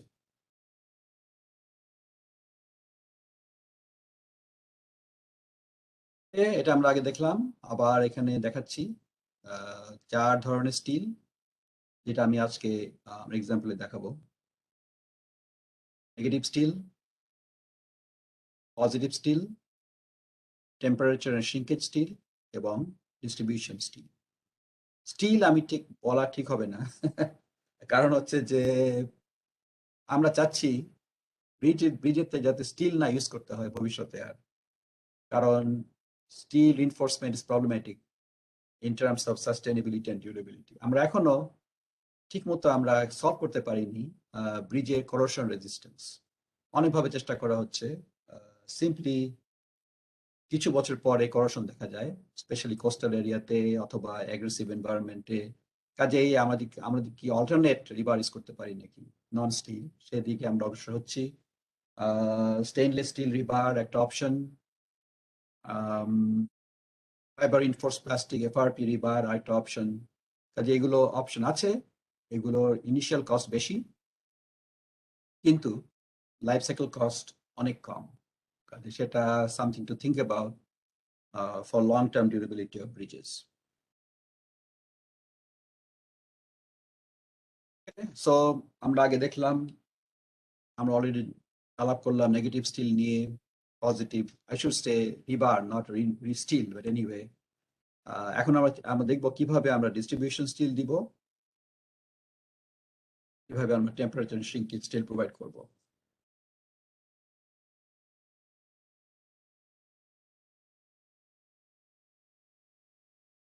তো ডিস্ট্রিবিউশন রিনফোর্সমেন্ট যেটা ব্রিজের জন্য ইউনিক, আগে যে বললাম এটা বিল্ডিং এ দেওয়া হয় না, অনলি ব্রিজের জন্য এটা প্রোভাইড করতে হবে। সেটা AASHTO-তে চ্যাপ্টার 9 এ দেওয়া আছে, পেজ 912। এটার কাজ হলো কিভাবে আমি পজিটিভ মোমেন্টটাকে ডিস্ট্রিবিউট করব to the girders. So it allows to engage positive moment reinforcement কাজে যাতে প্রপারলি লাইভ লোডটা ডিস্ট্রিবিউটেড হয় ডিস্ট্রিবিউশন ফ্যাক্টর দিয়ে to the supporting girders. আগে দেখালাম যে distribution reinforcement is tied to the positive steel. এটার কাজই হচ্ছে তাই, এটা কিন্তু টেম্পারেচার শ্রিঙ্কেজ স্টিল না। এটার কাজই হচ্ছে কিভাবে লাইভ লোডটাকে ডিস্ট্রিবিউট করে ইভেনলি গার্ডারের ভিতরে দেওয়া যায়। এটা মেইন উদ্দেশ্য হচ্ছে এটাই।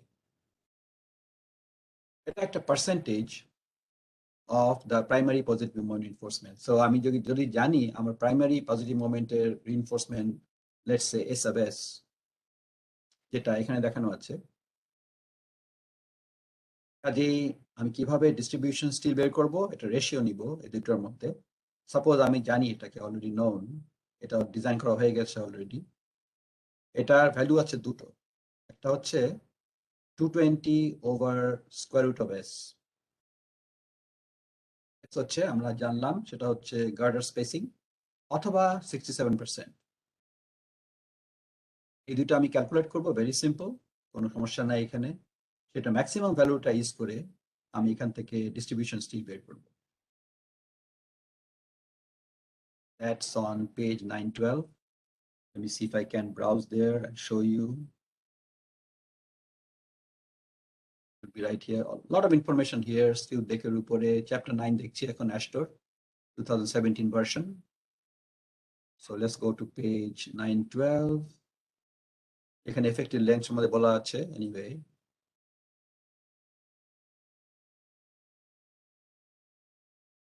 Reinforcement requirements.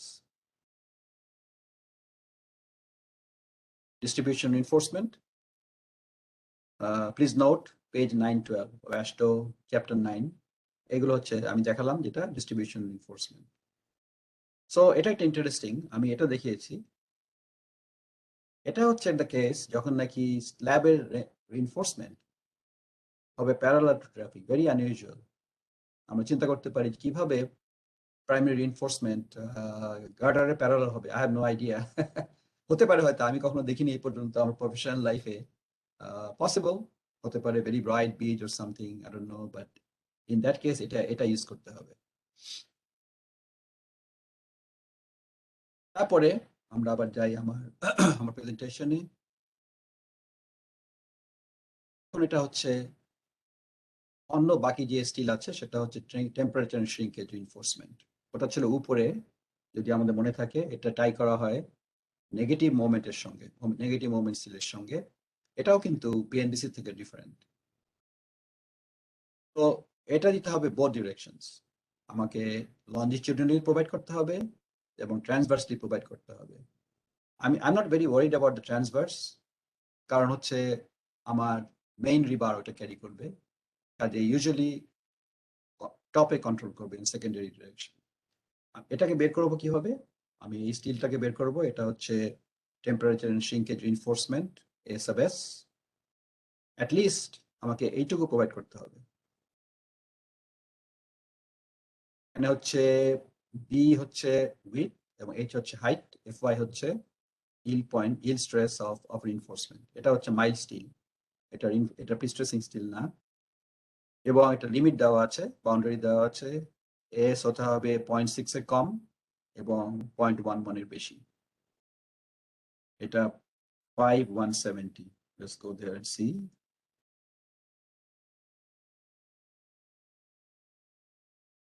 Be too far.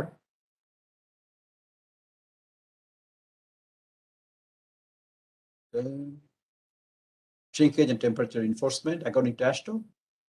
এই কোয়েশ্চেন দেখালাম এখনই। এটা লিমিট যেটা বললাম, এবং এর ডেফিনিশন দেওয়া আছে। বি হচ্ছে কম্পোনেন্টের লিস্ট উইথ এবং এইচ হচ্ছে কম্পোনেন্টের থিকনেস। এবং এই ইল পয়েন্টটা, ইল স্ট্রেস 75 KSI কম হতে হবে। আমরা এখন যা আগে বললাম, মাইল স্টিলের জন্য আমরা 60 KSI এখন ইউজ করে থাকি অ্যাজ জেনারেল ক্রাইটেরিয়া, বাট আমরা এখন ট্রাই করছি 75 KSI দিকে যাওয়ার জন্য। Even 100 KSI is possible. এটাও অবশ্যই হেল্প করবে স্টিল কনজেশন মিনিমাইজ করার জন্য। আমি সবগুলো এগুলো দেখাবো আজকে, আমার এক্সাম্পল করবো যেটা, সেখানে এগুলো দেখানো। এটার জন্য একটা ম্যাক্সিমাম স্পেসিং দেওয়া আছে, sort of similar to ACI and BNBC, 3 times T or 18 inch। আমি মনে হয় BNBC তে এটা হচ্ছে 5 times T and 18 inch for the temperature and shrinkage steel।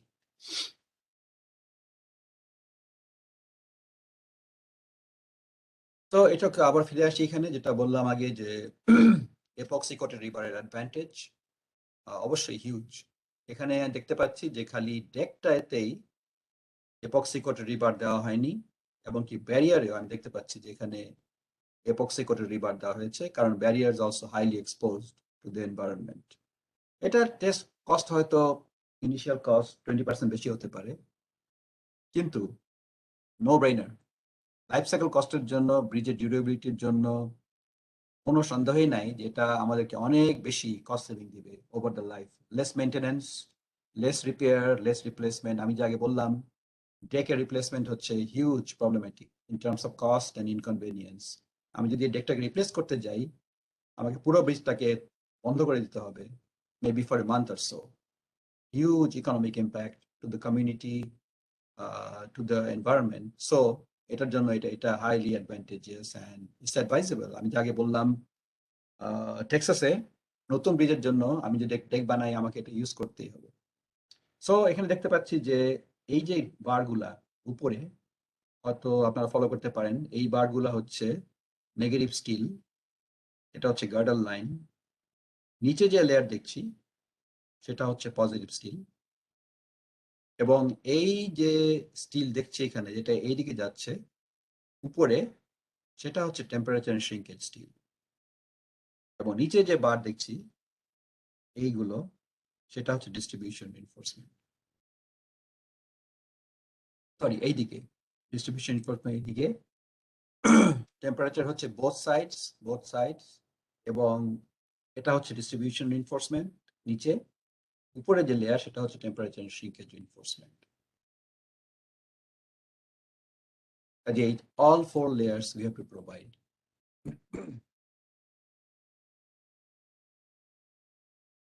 এতক্ষণ যে বললাম সেটা হচ্ছে অ্যাস্টো স্ট্রিপ মেথড। এম্পিরিক মেথডটা চ্যাপ্টার 9-এ দেওয়া আছে। এটা হচ্ছে একটা কাইন্ড অফ এ শর্টকাট, যে আমি স্ট্রিপ মেথড করতে চাই না, হয়তো আমি ব্যস্ত, হয়তো আমি অ্যাস্টো ইউজ করতে চাই কিন্তু কনজারভেটিভ হতে চাই, আমি কিভাবে সেটা করতে পারি। সো এটা হচ্ছে একটা সেকেন্ড মেথড যেটা অ্যাস্টোতে দেওয়া আছে। এটা based on research and finite element modelling. So theory দেওয়া আছে, কোনো অ্যানালিসিস প্রয়োজন নাই। অনেকে পছন্দ করে এটা, আমাকে কোনো অ্যানালিসিস করতে হবে না, মোমেন্ট বের করতে হবে না, আমি সেম রিইনফোর্সমেন্ট দিব ইন বোথ ডিরেকশন। লঞ্জিটিউডিনালিও সেম রিইনফোর্সমেন্ট রেশিও দেওয়া আছে, এবং transversely also same reinforcement. Important, এটা ওভারহ্যাং ডিজাইনের জন্য অ্যাপ্লাই করা যাবে না। Only for internal spans of slab I can use this theory. অনেক কন্ডিশন মিট করতে হবে, প্রচুর কন্ডিশন আছে।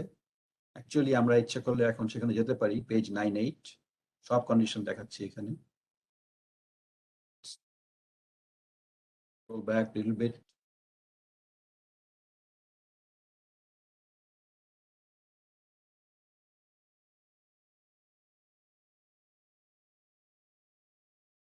ওকে, এম্পিরিক্যাল ডিজাইন এখানে শুরু হলো।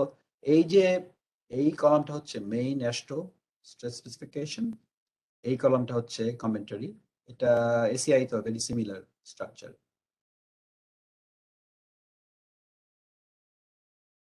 এখানে অ্যাপ্লিকেশন বলা আছে, স্ল্যাব সাপোর্ট মানে কি এবং সো অন।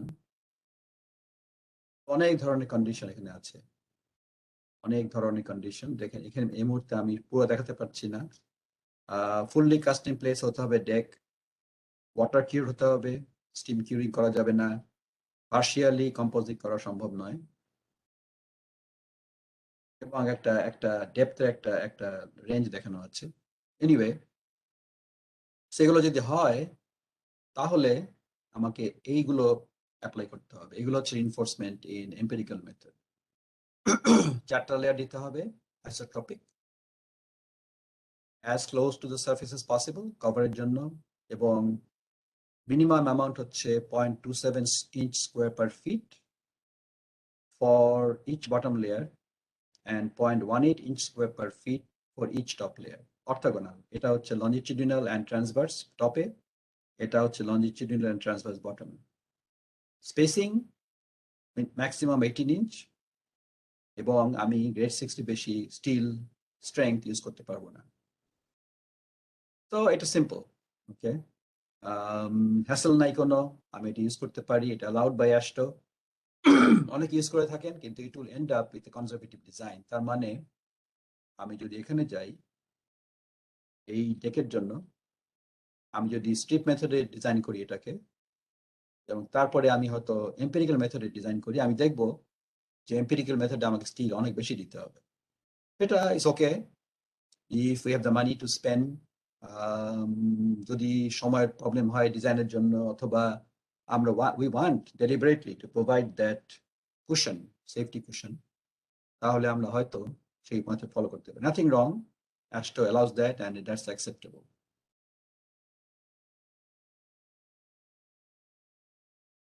তো আমি একটা এক্সাম্পল দিয়েছি এখানে, যে আমি যদি এটা প্রোভাইড করতে যাই 0.27 inch square per feet, তাহলে আমি নাম্বার 5 বার ইউজ করে যদি 13.5 ইঞ্চ দেই, তাহলে আমি স্যাটিসফাই করতে পারবো।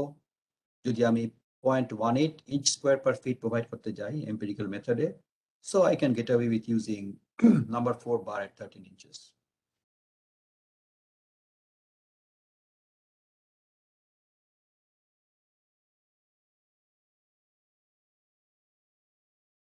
Okay, হচ্ছে ওভারহ্যাং ডিজাইন।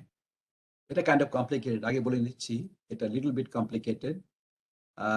আমি চেষ্টা করব এই স্বল্প সময়ের মধ্যে জাস্ট একটা ফ্লেভার দেওয়ার জন্য যে কিভাবে ওভারহ্যাং ডিজাইন করতে হবে।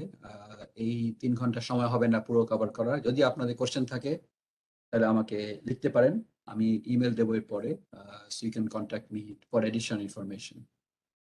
ওভারহ্যাং ডিজাইনের জন্য 3টা ডিজাইন কেস আছে।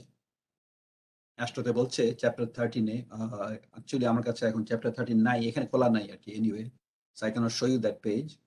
একটা কেস হচ্ছে আমরা চিন্তা করতে পারি যে আমাদের যে একটা ডেক থাকবে, যেমন এখানে যাই, লেটস গো ব্যাক হিয়ার, এই যে একটা ওভারহ্যাং, এখানে একটা ট্রাফিক যাচ্ছে, এটা পসিবল একটা একটা এখানে ক্র্যাশ হতে পারে, একটা ট্রাক, AASHTO ট্রাক HL93 এটাকে হিট করতে পারে, কোয়াইট কমন, আনইউজুয়াল না, অসাধারণ কিছুই না যে একটা ট্রাক এখানে হিট করে ব্যারিয়ার পুরো ভেঙে যেতে পারে, এবং ট্রাকটা নিচে পড়ে মানুষ হতাহত হতে পারে, এবং ব্রিজ সেফটি কম্প্রোমাইজ হতে পারে। কাজেই এখন আমি ডিজাইন করবো ওভারহ্যাংটা যেটা এখানে আছে, সেটা আমাকে একটা ক্র্যাশের জন্য, একটা ইম্প্যাক্টের জন্য ডিজাইন করতে হবে, হয় হরাইজন্টাল ইম্প্যাক্ট অথবা অ্যাঙ্গুলার ইম্প্যাক্ট, ভেরি ইম্পর্টেন্ট। তো সেটাই এখানে অ্যাস্ট্রোতে বলা হচ্ছে, এটা মানে হচ্ছে হরিজন্টাল ভেহিকল কলিশন। আমি ইউজ করতে পারবো extreme event 2 load combination. Vertical collision হচ্ছে এক্সট্রিম ইভেন্ট 2 এবং regular case without collision, just regular dead load and live load, সেটা আমাকে স্ট্রেংথ 1 দিয়ে ডিজাইন করতে হবে। তিনটা ডিজাইন সেকশন আছে, আমি দেখাবো একটু পরে।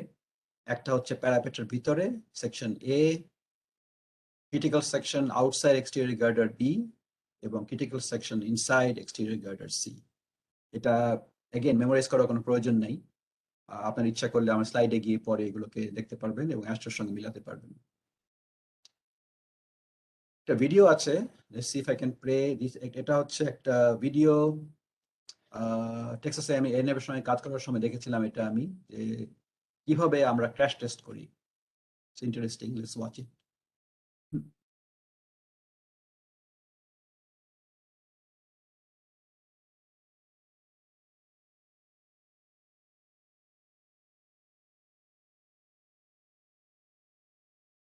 Wow, very dramatic. সো এই যে ব্যারিয়ার, এটাকে এখানে ক্র্যাশ টেস্ট করে, এটা একটা স্ট্যান্ডার্ড ট্রাক, সেটাকে দেখানো হলো কিভাবে করা যেতে পারে এটাকে। এটা টেস্ট করে আমরা এটার স্ট্রেংথ বের করে থাকি। Maybe let's see, let's go back. Maybe we can watch it again. Very interesting video. Let's see.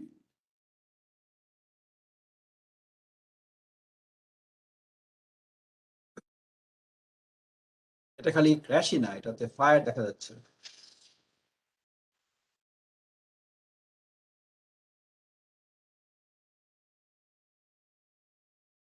তো আমরা দেখতে পেলাম যে ক্র্যাশের কনসিকুয়েন্স কি। ট্রাকটাতে ড্যামেজ হলো, হয়তো হতাহত হয়েছে, এবং হয়তো কেন ব্যারিয়ার ড্যামেজ হয়েছে, এবং সেই জন্য ব্যারিয়ারটা তো দেয়ার সেফটি রিজন, কাজে we can't compromise with integrity of the barrier. কাজেই সেখান থেকে শুরু করে আমরা বুঝতে পারলাম এটা হচ্ছে একটা আর্টিস্ট রেন্ডিশন এগেইন। একটা ক্র্যাশ লোড আসছে এখান থেকে হরিজন্টালি আরডব্লিউ, এই ব্যারিয়ারটা ভেঙে যাচ্ছে। এটা হচ্ছে ইনলাইন থিওরি 1। এটার থেকে বেস করে আমি যদি 45 ডিগ্রি একটা প্রজেকশন অ্যাসিউম করি, তাহলে এই যে ফেলিওর সারফেস, সেটা হবে এলসি, এই যে ক্র্যাশ লেংথের লেংথ প্লাস এই হাইটের ডবল, এটা হচ্ছে the extent of the damage. এখান থেকে আমি ইচ্ছা করলে মোমেন্ট ক্যাপাসিটি বের করতে পারি,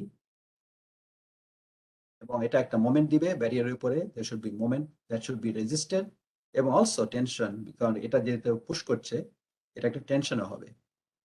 কাজে আমাকে টেনশনের জন্য ডিজাইন করতে হবে, এবং অলসো এই ব্যারিয়ার মোমেন্টের জন্য আমাকে ডিজাইন করতে হবে, যাতে ব্যারিয়ারটা ফেল না করে, সেটাই হচ্ছে উদ্দেশ্য। সেকেন্ড ক্রাইটেরিয়া হচ্ছে হাফ। আগের সঙ্গে ডিফারেন্স হচ্ছে এখানে, ওটা ছিল পুরো লেংথ, এটা হল হাফ লেংথ। কাজে এখানে only half of the barrier is damaged. Again আগের মতোই আরডব্লিউ অ্যাপ্লাই করা হলো, এটা লেংথ হচ্ছে এলসি নাও, এবং যেহেতু এক সাইডে অনলি 45 ডিগ্রি প্রজেকশন, এটা হবে এলসি প্লাস এইচ যদি 45 ডিগ্রি অ্যাঙ্গেল হয়। এবং সেখান থেকে আমরা ইচ্ছা করলে একইভাবে আগের মতো মোমেন্ট ক্যাপাসিটি বের করতে পারি ব্যারিয়ারের উপরে, এবং টেনশন যেটা রিলিজ করতে হবে হরিজন্টালি অন দ্য ব্যারিয়ার। তো ওইটা করার পরে এটা হচ্ছে অ্যাগেইন ওই ওভারহ্যাং এর একটা স্কেচ। এখন আমরা যেটা দেখলাম আগে, সেটা এখানে আবার দেখানো হচ্ছে। এই যে আরডব্লিউ অ্যাপ্লাইড প্যারাপেটের উপরে বা ব্যারিয়ারের উপরে, সেটার জন্য moment at the base assuming fixed condition, এবং টেনশন দুটো অ্যাপ্লাই হবে, কারণ মোমেন্টের জন্য এটার জন্য একটা মোমেন্ট হবে, এবং এটার জন্য অলসো একটা টেনশন হবে। কাজে এই প্যারাপেটের যে সেকশন এইখানে, অথবা ব্যারিয়ারের যে সেকশন, এটা হচ্ছে সেকশন এ। এখানে অ্যাস্ট্রো বলছে এইখানে আমাদেরকে চেক করতে হবে এটার ডিজাইন। এবং আমি এখানে খুব একটা কমপ্লেক্সে যাচ্ছি না, জাস্ট দেখানোর জন্য যে টেনশনটা কিভাবে বের করতে হবে, এই টেনশনটা এবং মোমেন্টটা কিভাবে বের করতে হবে। এবং কি লোড ফ্যাক্টর অ্যাপ্লাই করতে হবে। এক্সট্রিম ইভেন্টের জন্য আমরা জানি যদি এক্সট্রিম ইভেন্ট আমরা আমরা লিমিট স্টেট ইউজ করি তাহলে আমাদের লোড ফ্যাক্টরগুলো হচ্ছে 1, সেটা এখানে অ্যাপ্লাই করতে হবে।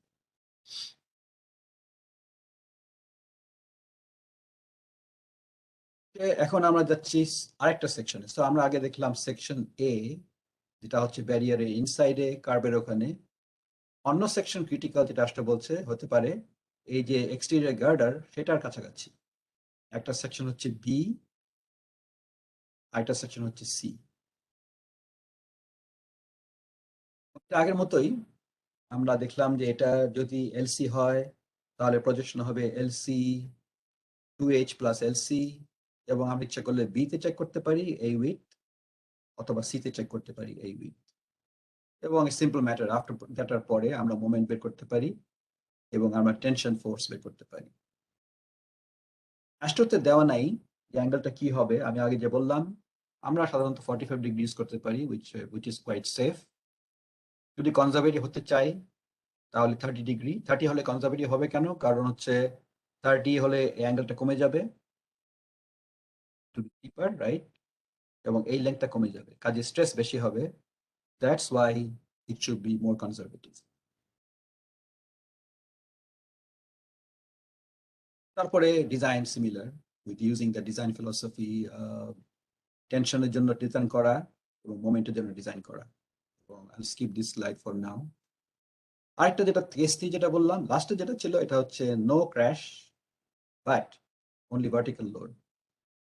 সো এটা হচ্ছে ইউজুয়াল কেস অফ স্ট্রেংথ 1, যেটা হচ্ছে আমাদের হুইল লোড, ট্রাক থেকে লোড, তারপরে হচ্ছে ডেকের সেলফ ওয়েট এই পর্যন্ত। যেহেতু আমরা অনলি আমরা এক্সটেরিয়র স্প্যান ডিজাইন করছি, ওভারহ্যাং ডিজাইন করছি, তারপর এটার জন্য আমরা মোমেন্ট এবং ফোর্স বের করে সেটাকে আমরা ডিজাইন করব অ্যাজ ইউজুয়াল। এটা হচ্ছে স্ট্রেংথ 1, আগের গুলো ছিল এক্সট্রিম ইভেন্ট, এটা হচ্ছে strength 1 limit state.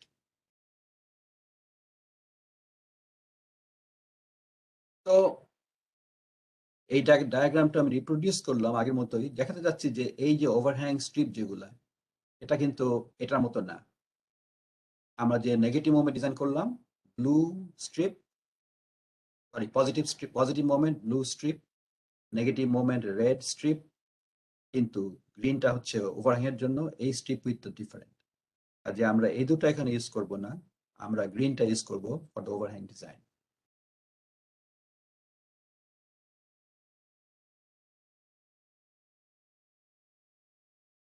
Okay, mister Salman, I think আমরা একটা ব্রেক নিতে পারি এখন, right? About midway, is it okay? Sure, sir. Obviously. Okay, I think people has to take a break, so please don't go too far. Just grab a snack and drink and then come back within 5 minutes. Thank you, Mr. Salman. Thank you, Dr. Yazani. So hopefully we will resume at 9:30, 1:02 within 5 minutes. Thank you all.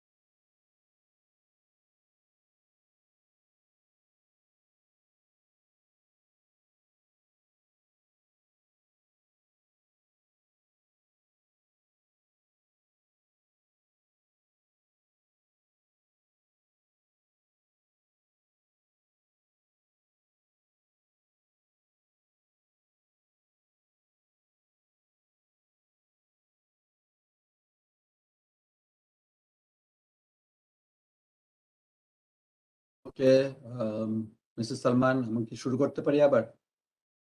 G sir, অবশ্যই। Okay, thank I you. hope everyone is with us. We may proceed. So, hope the break was refreshing. So এখন আমরা next স্লাইডের দিকে আগাচ্ছি। এটা হচ্ছে, এটা just comment করেছি এখানে যে সিম্পল স্প্যান যদি কন্টিনিউস করতে হয় তাহলে আমাদেরকে এডিশনাল মেইন রিনফোর্সমেন্ট প্রোভাইড করতে হবে, আদারওয়াইজ হয়তো সেটা এফেক্টিভ হবে না আর কি। সো এনিওয়ে, তো ডেকের কি পয়েন্ট আমরা জানলাম আজকে, যে মেইনলি ডেক হচ্ছে ওয়ান ওয়ে স্ল্যাব। এটা টু সামারাইজ ইট, এটা স্প্যান করে বিটুইন গার্ডার্স, মাল্টিপল স্প্যান হতে পারে, এমনকি 10-12টা স্প্যান আনইউজুয়াল না for a very wide bridge.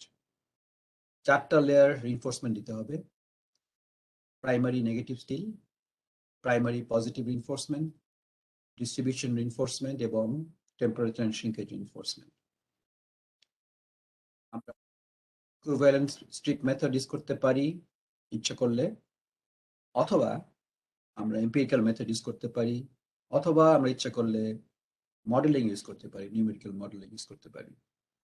এবং আমাদেরকে এক্সটেরিয়র অথবা ওভারহ্যাং ডিজাইন করার জন্য আমাদেরকে হরাইজন্টাল কলিশন ফোর্স ইউজ করতে হবে। সারমর্ম আজকের লেকচারের। ফর এক্সাম্পলে যাই, কোশ্চেন থাকে আপনারা চ্যাটে বলতে পারবেন, অথবা কোশ্চেন অ্যান্সারে আমি সেটা শেষের দিকে অ্যান্সার করব ইনশাল্লাহ। সো এটা হচ্ছে একটা সিম্পল এক্সাম্পল, কারণ আমাদের এখানে কমপ্লেক্স এক্সাম্পল করার সময় নেই, সেই ধরনের রিসোর্সও নেই, কাজে এখানে আমরা সিম্পল যেটা এই টাইমের মধ্যে আমরা শেষ করতে পারি। তো আমরা, এটা একটা ক্রস সেকশন দেখানো হচ্ছে ব্রিজের। আমরা নোট করছি স্টিল গার্ডার দেওয়া আছে, এই গার্ডার গুলোর স্পেসিং হচ্ছে 8 feet centre to centre, centre line of the bridge. এবং বোঝা যাচ্ছে যে এদিকে আরো মিরর ইমেজ আছে, সেম জিনিস। এটা সেন্টার লাইন 4 ফিট, কাজে আরেকটা স্টিল গার্ডার আছে 8 ফিট দূরে, এবং সো অন। ওভারহ্যাং এর লেন্থ হচ্ছে 3 feet 3/4 inch. Reinforce concrete slab 8 inch thick. তো আমি এটা চুজ করলাম এক্সাম্পলটা, কারণ হচ্ছে আমি দেখাতে চাচ্ছি যে ডাজন্ট ম্যাটার সাপোর্টিং গার্ডারটা কি ধরনের তৈরি, এটা কি বক্স গার্ডার, না আই গার্ডার, স্টিল না concrete, it doesn't make any difference. The slab design is similar. Because আমাদের assumption হচ্ছে AASHTO-তে যেগুলো হচ্ছে কাইন্ড অফ ইমুভেবল সাপোর্ট, কোনো ডিফরমেশন নাই, গার্ডার গুলো হচ্ছে রিজিড, কাজে এটা কোনো সেটেলমেন্ট হচ্ছে না। কোশ্চেন হচ্ছে সেটেলমেন্ট হলে কি হবে, দ্যাটস ডিফারেন্ট ইস্যু। কিন্তু যেহেতু সেটেলমেন্ট এটা হচ্ছে না, এটা জাস্ট আমরা সাপোর্ট বিবেচনা করি, একটা নেগেটিভ সাপোর্ট, এবং সেভাবে আমরা এটা ডিজাইন করি। এই ব্রিজে দুটো ট্রাফিক লেন আছে এবং ডিজাইন লেন হচ্ছে 12 ফিট। আমরা জানি AASHTO-র, আমি যে গত লেকচারে ডিসকাস করলাম, ডিজাইনের হচ্ছে AASHTO ডেফিনেশন 12 ফিট ওয়াইড। এই ডেকের কংক্রিট স্ট্রেংথ হচ্ছে দেওয়া আছে বা স্পেসিফাইড 4.5 KSI, রিনফোর্সমেন্ট হচ্ছে 60 KSI, yield strength, mild still. আমাদেরকে এখানে ফিউচারের জন্য যে হয়তো 10 বছর পরে কোনো অ্যাব্রেশন হতে পারে বা ডেক ডিটেরিওরেশন হতে পারে, একটা ওভারলে যেটা ফিউচারে দেওয়া হবে, সেটার ওয়েট হচ্ছে approximately 25 pound per square feet, যেটা ইটস এ ওয়াইজ ডিসিশন। কারণ হচ্ছে এটা যদি আমি কনসিডার না করি ভবিষ্যতের এক্সপ্যানশন অথবা ওভারলে, এটা ভুল হতে পারে, কারণ most likely over time this bridge will need some rehabilitation. এই সাপোর্টিং গার্ডার গুলা হচ্ছে স্টিল W36/150, আমরা জানি এর মানে কি, এটা standard steel shape according to AASC। ডেকের মধ্যে 0.5 ইঞ্চ একটা ইন্টিগ্রেটেড ওয়ারিং সারফেস আছে, তার মানে হচ্ছে ডেকের উপরে একটা 0.5 ইঞ্চ একটা ওয়ারিং সারফেস এক্সট্রা স্ট্রং দেওয়া হয়েছে, যাতে নাকি ওয়ারিং কম হয়, হাই স্পিডে ওয়ারিং বেশি হবে। লো স্পিডে ওয়ারিং কম হবে এবং অলসো ট্রাফিকের লোডের উপর ডিপেন্ড করে সেটা ভ্যারি করবে। যাই হোক, এটা আমরা একটা স্পেসিফাইড করা আছে এবং আরো বলা আছে যে day is composite with the beans, তার মানে এখানে কোনো ধরনের এই এই ইন্টারফেসে টাওয়েল আছে। ওকে, এর উপর থেকে হয়তো টাওয়েল বের হয়ে আছে welded to the still plate. এখান থেকে এটা এমবেডেড হয়ে এটাকে একটা কম্পোজিট স্ট্রাকচার বানিয়েছে।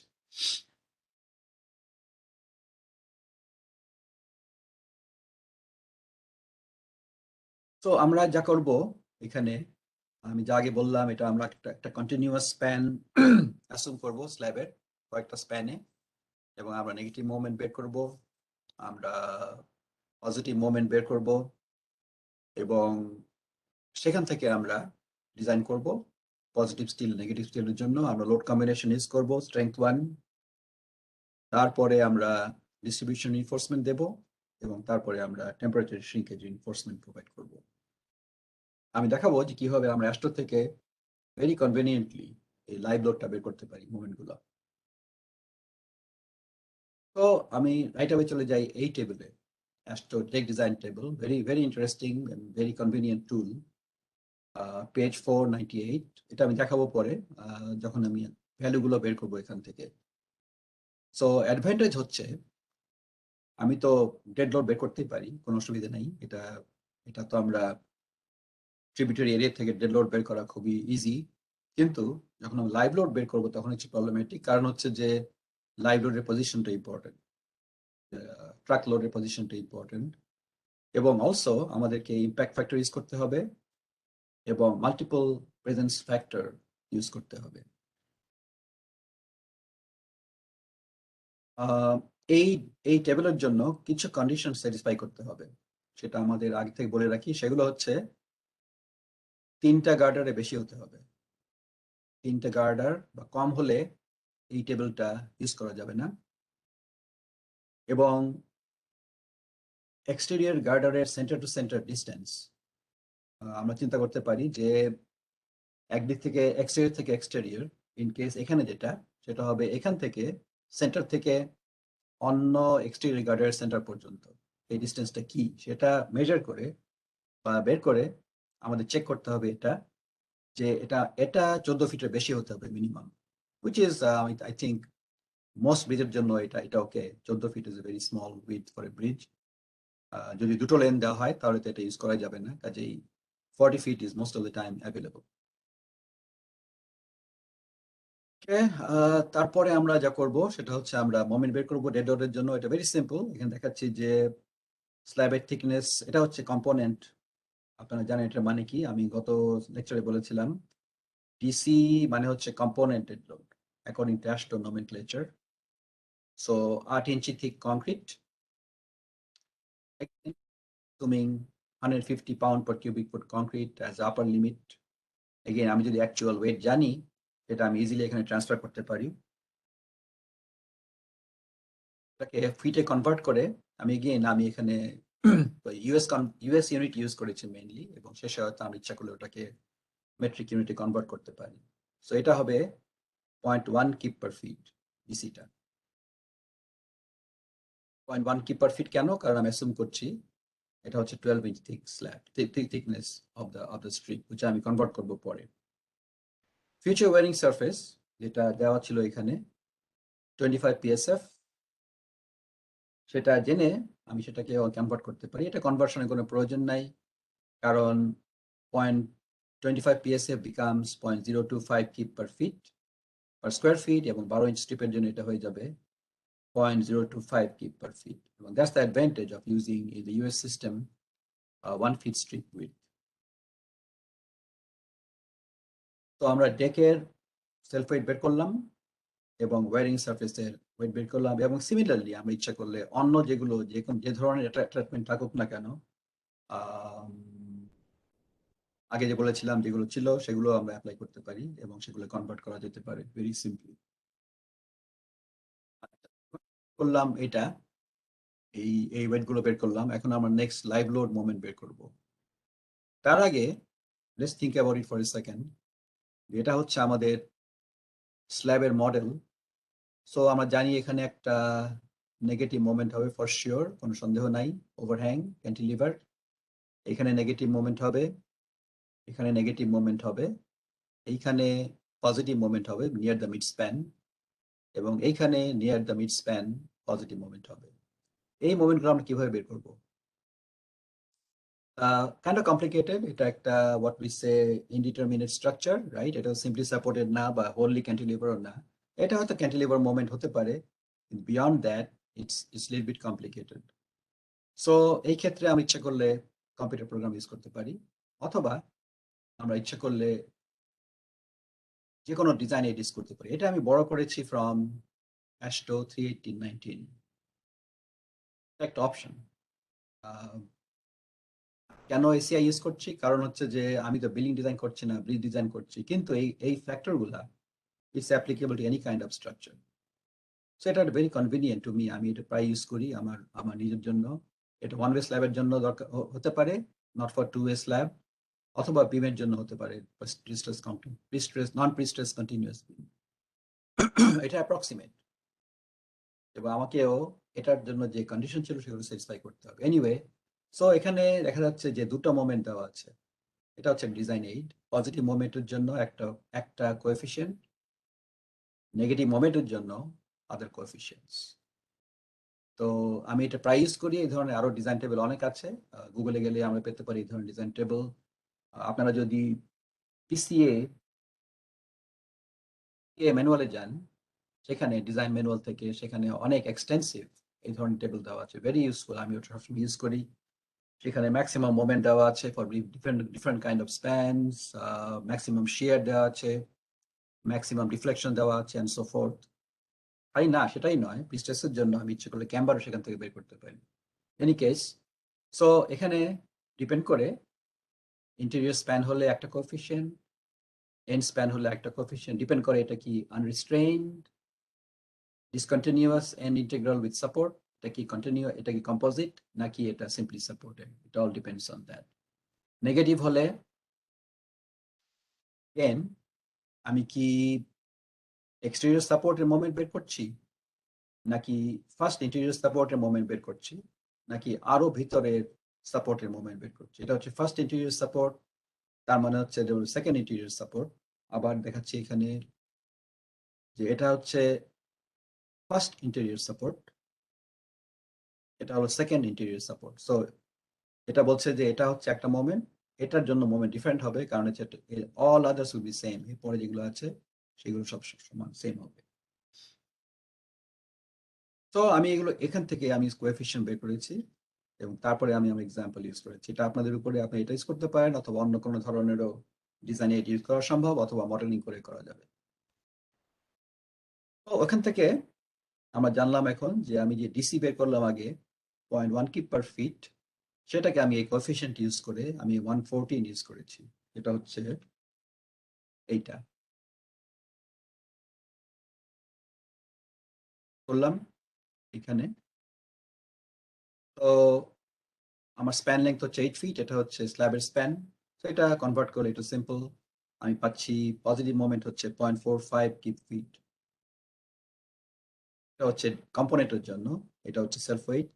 ওয়ারিং সারফেসের জন্য যেটা ছিল 0.025 কিপ পার ফিট, সেটা আমি সেম কোএফিসিয়েন্ট ইউজ করলাম, এবং আমি পেলাম 0.114 কিপ ফিট।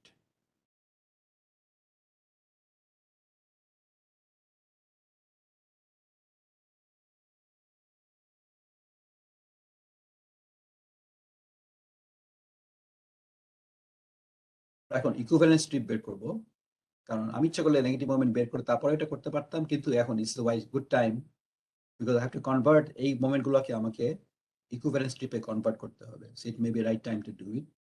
তো আমি যে আগে দেখিয়েছিলাম ইকুইভ্যালেন্ট উইথ, যেগুলো আপনার হয়তো মনে আছে, যে পজিটিভ মোমেন্টের জন্য equivalent strip with is 26 plus 6.6s, ওই টেবিলে যেটা ছিল সেটাকে আমি ইজিলি কনভার্ট করলাম। সো আমার পজিটিভ মোমেন্টের জন্য স্ট্রিপ উইথ হচ্ছে 78.8 ইঞ্চ। অ্যাসুম করছি যে স্পেসিং হচ্ছে এখনো 8 ফিটে আছে। নেগেটিভ মোমেন্টের জন্য different, 48 plus 3.0s, same conversion, আমার এখানে আসছে 72 inches. So strip width positive এর জন্য different from negative moment, এটা আমাদের মনে রাখতে হবে. This is how it varies from ACI or BNBC quite a bit. এখন আমি যা করব, আমি এটাকে ট্রান্সফর্ম করব to a 12-inch strip. Here is how to do this. এটা হচ্ছে আমি এইটা মোমেন্টটা নিলাম, যেটা আমি আগে বের করেছিলাম 0.45, এটা হচ্ছে component moment, positive bending moment. এটাকে আমি ডিজাইন লেনে কনভার্ট করলাম। এখানে দেওয়া আছে আমাদের ডিজাইন লেন হচ্ছে 12 feet ওয়াইড। ডিজাইন লেন হচ্ছে 12 feet wide, which is standard AASHTO. So আমি এটাকে কনভার্ট করলাম ওইটাতে। তারপরে আমি আমার পজিটিভ মোমেন্ট স্ট্রিপ দিয়ে ভাগ করলাম 78.8। এখন I mean equivalent fit with, এটা important, very important to do this. এবং আমার ইকুইভ্যালেন্ট 12 ইঞ্চি স্ট্রিপে মোমেন্ট হচ্ছে 0.83 কিউব ফিট পার ফিট। এটা হচ্ছে, let's look at this page 423 of AASHTO, see what it is. Just before, এইখানে কাইন্ড অফ হিডেন আমি বের করলাম এটা অবশ্য অনেকে জানেও না যে করা যায়। সো এখানে বলছে, if you pay attention here, maybe I can highlight it.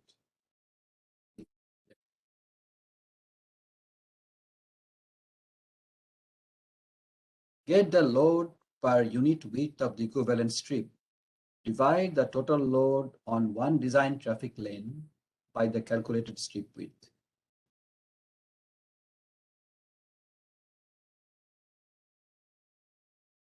তো এখানে এটা আমি ফলো করলাম।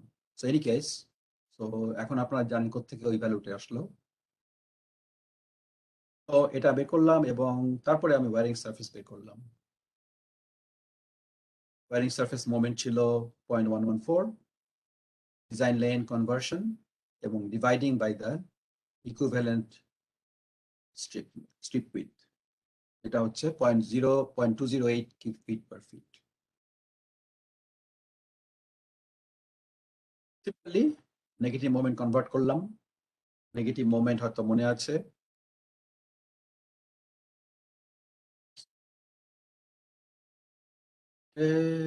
complete moment due to dead loads. Let's see where we are.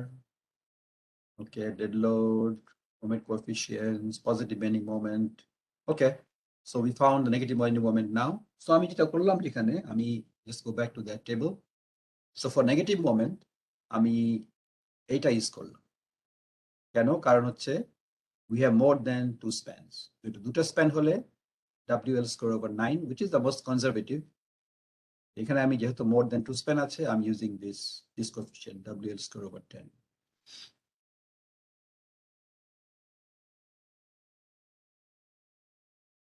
Okay. So others is pretty self-explanatory. 0.1 is 1/10, right? This is 0.1.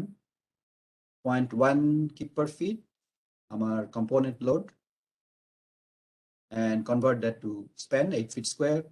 Our component negative moment হচ্ছে 0.64 kip feet. এটা হচ্ছে স্ল্যাবের own weighted জন্য negative moment.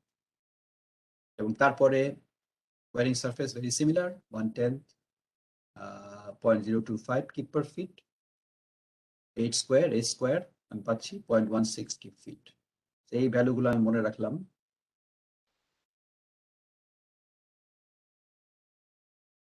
এখন আমি modify করলাম আগের মতোই। 0.64টাকে আমি ডিজাইন লাইনে কনভার্ট করলাম, 12 feet design line divide by 72, এটা হচ্ছে নেগেটিভ মোমেন্ট স্ট্রিপ। এবং ভেরি ইম্পর্টেন্ট যে আমি 78 ইউজ করছি না, কারণ আমার নেগেটিভ মোমেন্ট স্ট্রিপের উইথ হচ্ছে 72 ইঞ্চ। কাজে এখন একটা নর্মালাইজ করছি। এখন আমরা সবগুলোই এখন আমাদের will be over 12 inch wide. So এই পয়েন্ট এসে I can forget about the strip width, কারণ আমি এখন যা হচ্ছে সবগুলোই 12 ইঞ্চি স্ট্রিপে, ইকুইভ্যালেন্ট স্ট্রিপে কনভার্ট করা হয়েছে।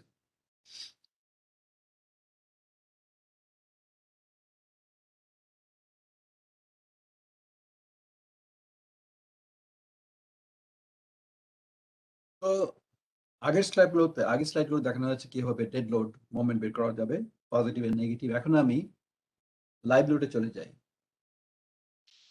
তো লাইভ লোড কোনো চেঞ্জ হয়নি, আমাকে HL93 ইউজ করতে হবে। I have to use HL93 because I'm following AASHTO 2017 LRFD redesign specification. So আমরা জানি এটা হচ্ছে কম্বিনেশন, আর একটা পার্ট হচ্ছে truck load, HL93 truck load, আরেকটা হচ্ছে লেন লোড। সো এগুলোকে আমি ইচ্ছা করলে মডেল করতে পারি। আগে দেখালাম যে একটা ডায়াগ্রামে যে কিভাবে ওটাকে বিভিন্ন জায়গায় বসিয়ে মুভিং লোড জেনারেট করে আমি সেখান থেকে স্ল্যাবের মোমেন্ট বের করতে পারি। এটা হচ্ছে লিটল বিট কমপ্লিকেটেড, কারণ হচ্ছে যে ডেড লোড তো ইউনিফর্ম, আগেটা সিম্পল ছিল আগের স্লাইডগুলা। এখন আমাকে চিন্তা করতে হবে যে কিভাবে এই লোডগুলোকে বিভিন্ন জায়গায় বসিয়ে আমি সেই লাইভ লোড মোমেন্টটাকে আমি সাপ্লাই করতে পারি অথবা জেনারেট করতে পারি। সো আগের ক্লাসে আমি যে এক্সাম্পল করেছিলাম সেখানে একটা 120 ফিট স্প্যান ছিল। সেখানে আমি ট্রাক লোডটা বসিয়ে দেখলাম যে মিড স্প্যানের কাছে বসালে ওটা ম্যাক্সিমাম মোমেন্ট দিবে, এবং ইট ডাজন্ট ম্যাটার কারণ হচ্ছে যে স্প্যানটা অনেক লম্বা, 120 ফিট লম্বা, কাজেই all three wheels should be on the bridge. এখানেও এটা একটু কমপ্লিকেটেড, কারণ হচ্ছে এটা 8 ফিট স্প্যান। কাজে আপনি যদি চিন্তা করেন যে 8 ফিট স্প্যানের মধ্যে এই তিনটা অ্যাক্সেল বসানো সম্ভব না, কারণ হচ্ছে যে ওগুলোর মধ্যে ডিস্টেন্স হচ্ছে ফ্রন্ট অ্যাক্সেলে 14 ফিট এবং ব্যাক অ্যাক্সেলে 14 ফিট এবং 30 ফিট। কাজেই কোনোভাবেই এই 28 ফিট মিনিমাম একটা 8 ফিটের মধ্যে বসানো সম্ভব না। কাজেই এখানে only one wheel is possible, one set of wheel is possible. কাজে এনিওয়ে এটা একটা কমপ্লিকেশন হয়ে যায় এখানে, এবং there are software which will handle it automatically, moving load generate করা সম্ভব। আজকে আমি একটা সফটওয়্যার দেখাবো যেখানে এটা করা যায় ইচ্ছা করলে। রিসাও করবে, RISA will also generate moving load for you. Any case এখানে মনে হয় অ্যাস্ট্রো একটা টেবিল আছে, it's very convenient to use. তো এটা এখানে দেখানো আছে, actually it is here.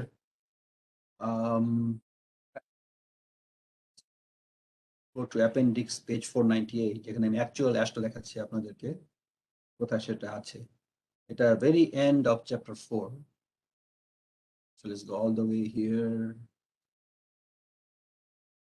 Easy to find, very useful table, it's kind of hidden. So এটা টাইটেল হচ্ছে page 498, maximum live load moments per unit width, feet per feet. Very simple. I highly encourage you to use this if you want to do this. এর আগের পেজে আমি দেখছি যে এটা দেখাচ্ছে, এটাকে বলে অ্যাপেন্ডিক্স A4। এটা অনলি ডেক, অন্য কিছুর জন্য নয়, অনলি ডেকের জন্য এটা design table for live load. এবং এখানে আরো বলা আছে, আমি হাইলাইট করেছি যে multiple presence factor and impact factor included. How nice. So আমাকে সেপারেটলি ইম্প্যাক্ট ফ্যাক্টর ডিটারমিন করতে হবে না, আমি এর all included, even multiple presence factor is important. It's approximate table. এখানে বলা আছে also যে moments are calculated using the equivalent strip method as applied to concrete slabs supported on parallel girders. এটা আমরা satisfy করছি এখানে। What else? Okay, location of the negative moment আমরা দেখবো কোথায় এটা। Moments are applicable for decks supported on at least 3 girders. আমাদের more than 3 girder আছে, having a width of not less than 14 feet, এটা আগে বললাম। এবং আমাদের, আমি যদি হিসাব করি এখানে আমাদের এক্সাম্পলে করি, এখান থেকে অন্য এজ পর্যন্ত 40 fit, we have 40 feet. So you can easily imagine 8 feet plus 8 feet, 16, 20, double of that is 40. So we easily satisfied that requirement of 14 feet minimum. আরো কন্ডিশন আছে, এগুলো আমাদের স্যাটিসফাই করতে হবে। Anyway, suppose we satisfy all this condition, তাহলে আমরা easily এখান থেকে আমাদের HL93 লাইভ লোড মোমেন্ট বের করতে পারবো। এটা প্রথম কলামটা হচ্ছে spacing of girder, goes for anywhere from 4 feet to 15 feet, pretty wide. Positive moment, value given, keep fit. Negative moment depend করে, আগে যে বললাম যে গার্ডার সেন্টার লাইন থেকে একটু দূরে গিয়ে অফসেট নিয়ে আমাদের এটা বের করতে হবে। কত দূরে এটা আমরা ডিটারমিন করব এখানে, সেইভাবে আমরা সেখান থেকে বের করব। আমাদের দেখতে পারেন আপনারা যে আমাদের গার্ডার স্পেসিং হচ্ছে 8 ফিট, কাজে আমরা এই রোতে দেখব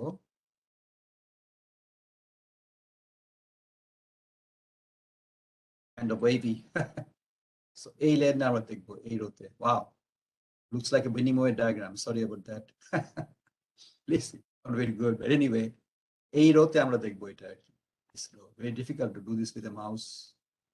So আমরা এখান থেকে দেখছি যে আমাদের এই স্পেসিং এর জন্য পজিটিভ মোমেন্ট হবে 5.69, ওকে, এবং নেগেটিভ মোমেন্ট ভ্যারিয়েবল, এই জন্য আমাদেরকে বের করতে হবে কত দূরে যে যাব আমরা, এটা আমার স্লাইডে দেখানো আছে। So here,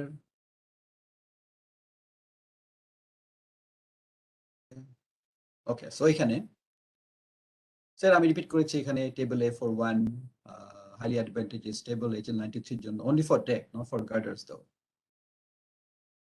ওকে, সো আমাদেরকে এখন দেখতে হবে যে এই যে আমার স্টিল গার্ডার যেটা আছে W36/150, এটার প্রপার্টি কি, কারণ ওটার উপর ডিপেন্ড করবে কত দূরে গিয়ে আমরা গার্ডার থেকে নেগেটিভ মোমেন্টটা বের করব ফর দ্য ইনফ্লেকশন পয়েন্ট। আমরা জানি অথবা বের করতে পারবো AISC ম্যানুয়াল থেকে যে এই W36/150 এর জন্য ওয়েব উইডথ হচ্ছে 0.625 ইঞ্চ, এটা ভেরি কনভিনিয়েন্টলি AISC ম্যানুয়াল থেকে বের করা যাবে।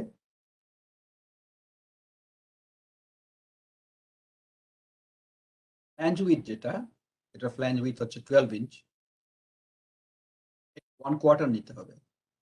এই W36/150 হচ্ছে এটাকে এটার 1/4 নিতে হবে, এটা হচ্ছে 3 ইঞ্চি। যদি আমরা জানতে চাই কোথায় এটা আছে, তাহলে আমাদের পেজ 426 এ গিয়ে আমরা দেখবো, যেটা আমরা আগে দেখেছিলাম AASHTO স্পেসিফিকেশন। এনি কেস, আমি যদি এটা মনে রাখি এই ভ্যালুটা 3 ইঞ্চ, তারপর আমি আবার ফিরে যাই ওই টেবিলে, এখান থেকে আমি এখন দেখবো এইখানে এই রোতে,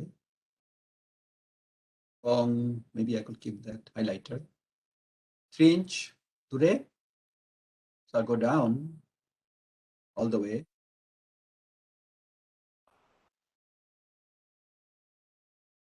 I'm mixing up. Hold on. Let me do this.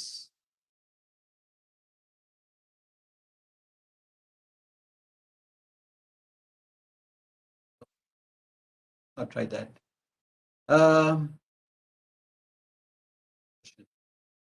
তো এখানে এখান থেকে গিয়ে ডাউনওয়ার্ড গিয়ে আমি দেখতে পাচ্ছি যে আমার নেগেটিভ মোমেন্ট হবে এই কেসের জন্য 5.65 ফিট, কারেক্ট? আমার পজিটিভ মোমেন্ট হচ্ছে 5.69 ম্যাক্সিমাম, নেগেটিভ মোমেন্ট হচ্ছে 5.65। With those values, এখানে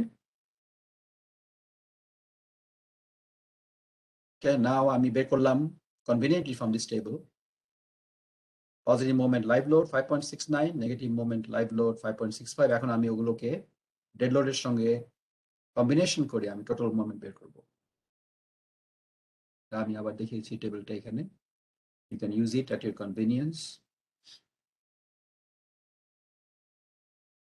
তো আমি এটাকে এখন আবার আগের মতোই এটাকে ডিজাইন লেনে কনভার্ট করে 12 ফিট ওয়াইড, এটাকে স্ট্রিপ দিয়ে ভাগ করে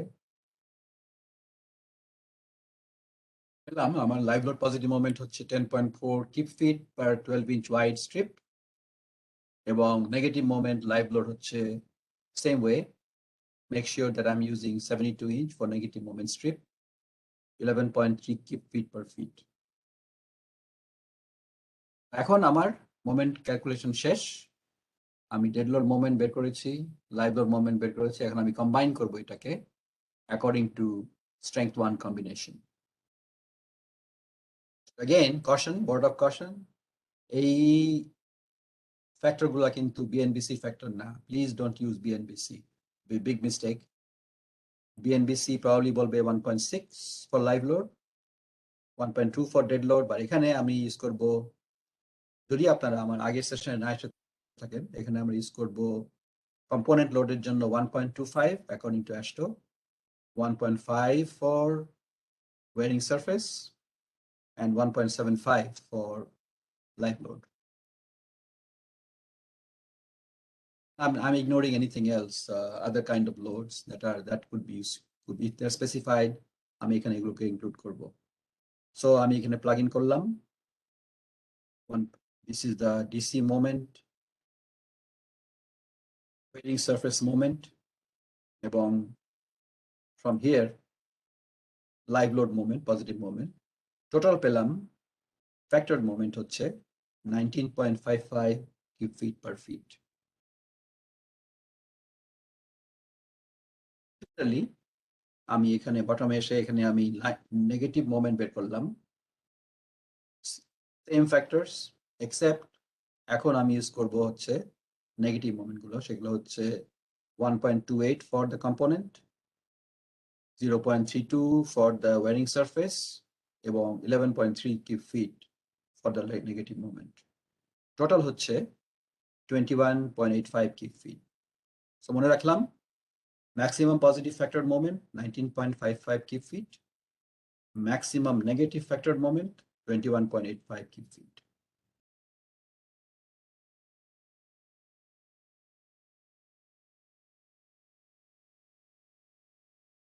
তো এটাকে আমরা যেটা বলি সেটা হচ্ছে, এটাকে আমরা বলি mu, আমাদের স্ট্রেংথ ইকুয়েশনে টিপিক্যালি এটাকে বলা হয় mu।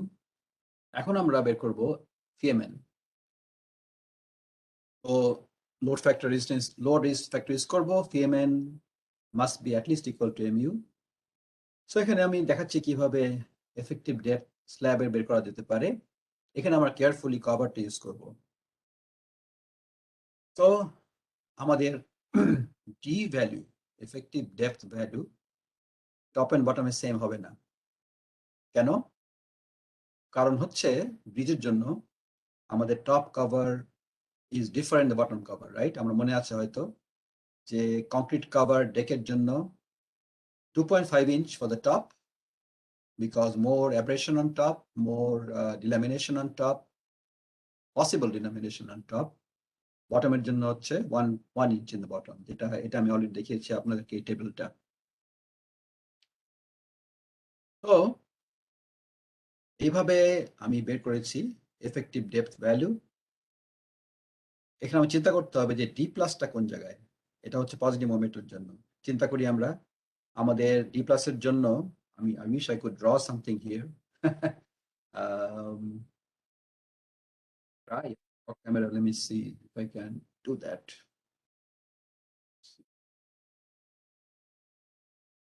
দেখি আমি স্কেচ করতে পারিনি আপনাদের জন্য, হয়তো ফোকাস করা আছে। Let's see here. This is document care আমি ইউজ করি আর কি আমার অফিসে।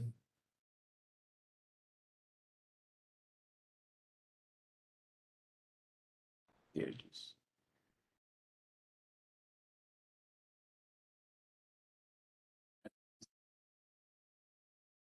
তো আমি এখানে ড্র করে একটা কুইকলি দেখাতে পারি।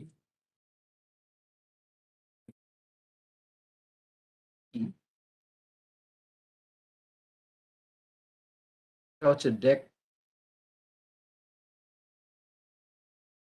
ডাকছি একটা নেগেটিভের জন্য, একটা পজিটিভের জন্য।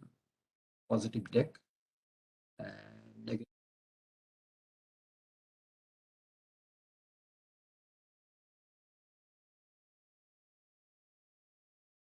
বলছি এটা হচ্ছে এম পজিটিভ এর জন্য, এটা হলো এম নেগেটিভের জন্য।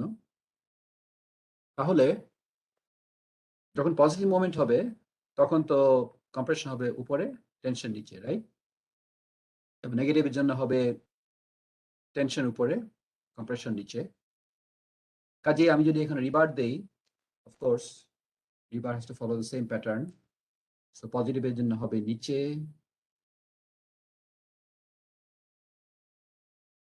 of course.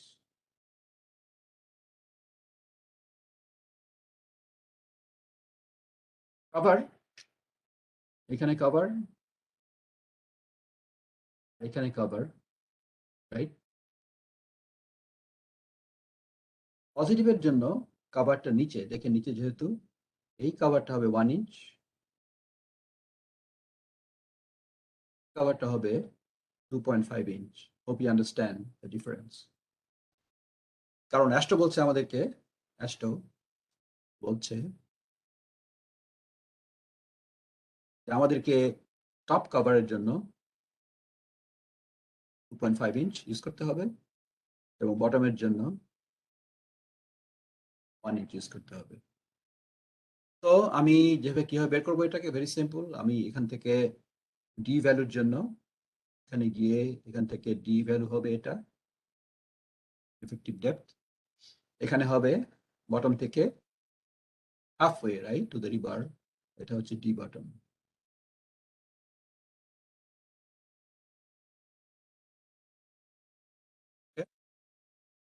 তো hopefully that was useful. Let's go back here. সেটা আমি করেছি, এখানে দেখাচ্ছি যে ডি প্লাসের জন্য 1 ইঞ্চ কভার সাবট্রাক্ট করলাম। এটা হচ্ছে যেটা ওয়ারিং সারফেস ছিল সেটা আমি বাদ দিলাম 0.5 ইঞ্চ, এবং এখানে ডায়ামিটার আমি যদি নাম্বার 5 অ্যাসিউম করে থাকি, রিবার নাম্বার 5 রিইনফোর্সমেন্ট ইউএস সিস্টেমে, এটা ডায়ামিটার হচ্ছে 5/8 ইঞ্চ, এটার হাফ হচ্ছে whatever that is, so আমি পাচ্ছি এখানে এফেক্টিভ ডেপথ হচ্ছে 6.19 ইঞ্চ। সিমিলার নেগেটিভ মোমেন্টের জন্য যেটা আমি দেখালাম 2.5 ইঞ্চ আমাকে ইউজ করতে হবে, কাজেই 8 minus 2.5 half the bar diameter, I end up with 5.19 inch. একে সাধারণত 1 লেয়ারের বেশি ইউজ করা হয় না, আনহার্ড অফ, এবং স্টিরাপও ইউজ করা হয় না, there is no reason for that. কাজেই আমাদের আর কিছু সাবট্রাক্ট করতে হবে না, কাজে আমাকে কেয়ারফুলি এই ভ্যালুগুলা আমার ডিজাইনে ইউজ করতে হবে। এখন আমি ফিরে আসি ডিজাইনে। পজিটিভ বেন্ডিং মোমেন্ট ডিজাইন, এটা বিভিন্ন লোক বিভিন্নভাবে করে থাকে, আমি জানি। কেউ এটা ইউজ করে মোমেন্ট ক্যাপাসিটি হচ্ছে SFY D-A/2 long hand way, that's fine. কেউ ডিজাইন এড ইউজ করে, আমি যেমন ডিজাইন এড পছন্দ করি। যা আমি করি এটা অনেক টেক্সট বইতে আছে, আপনারা জানতে পারেন। একটা আর ফ্যাক্টর ফাইন্ড করি যেটা হচ্ছে mu/pbd²। এটা বিমের জন্য কাজ করে, স্ল্যাবের জন্য কাজ করে। সো আমি মোমেন্টটা নিলাম 19.55, এটাকে কনভার্ট করলাম ইউএস সিস্টেমে, কাজে আমি চাচ্ছি পিএসআই তে পাওয়ার জন্য। সো আমি এই কিপ ফিটটাকে পাউন্ড ইঞ্চে কনভার্ট করলাম 12,000 দিয়ে গুণ করে। ফি ফ্যাক্টর আমি অ্যাসিউম করলাম 1 টেনশন কন্ট্রোল, এবং 12 ইঞ্চি ওয়াইড স্ট্রিপ, এবং ডি ভ্যালু হচ্ছে 6.192। সো আমি আর পেলাম 510 পিএসআই। এটা আমার প্রেফারেবল অ্যাপ্রোচ। আমি ইচ্ছা করলে আরো অনেক মেথড ইউজ করতে পারি, স্প্রেডশিট পাওয়া যায় এটার জন্য। আমি ইচ্ছা করলে আপনাকে স্প্রেডশিট সাপ্লাই করতে পারি, যেখানে এগুলোকে কনভার্ট করা যায় কুইকলি, ফিএমএন থেকে এমইউতে কনভার্ট করা যেতে পারে। তারপরে আমি ডিজাইন থেকে পেলাম এই আর ভ্যালুর জন্য আমার রিইনফোর্সমেন্ট রেশিও লাগবে 0.0092, এবং আমরা জানি যে আর এর সঙ্গে রো এর সম্পর্ক আছে একটা ভেরি সিম্পল ইকুয়েশন, আপনি যে কোনো টেক্সট বইতে গেলে পাবেন, উইন্টারের বইতে আছে, ম্যাককর্মের বইতেও আছে। রেশিও আর এর জন্য 0.0092। তারপরে আমি স্টিল বের করলাম OBD, right? So 0.0092 times 12 times 6.19, straightforward calculation. So I end up with 0.68 inch square per feet. এটা পার ফিট কেন? কারণ হচ্ছে এই মোমেন্টটা ছিল পার ফিট, কাজে এটা converted to inch square per fit. এখন আমি ওয়াইড ওপেন, আমি ইচ্ছা করলে বিভিন্ন ধরনের রিবার ইউজ করতে পারি। আমি এখানে নাম্বার 6 ইউজ করলাম। আমরা জানি ইউএস নাম্বার 6 এর এরিয়া হচ্ছে 0.44 স্কোয়ার ইঞ্চ। এটা আমার মেমোরাইজ করা আছে। আপনারা অনেকে হয়তো মেমোরাইজ করেছেন। নাম্বার 6 হচ্ছে 0.44, নাম্বার 5 হচ্ছে 0.31, নাম্বার 4 হচ্ছে 0.2, নাম্বার 3 হচ্ছে 0.11 and so on. number 9 is easy to understand, 1 square inches anyway. So এটাকে আমি স্পেসিং বের করলাম। এগুলো সব স্ট্রেট ফরওয়ার্ড ক্যালকুলেশন। এই বারের ডায়ামিটারটা নিলাম আমি, এটা হয়তো লিখে দেখা better. Let me try again.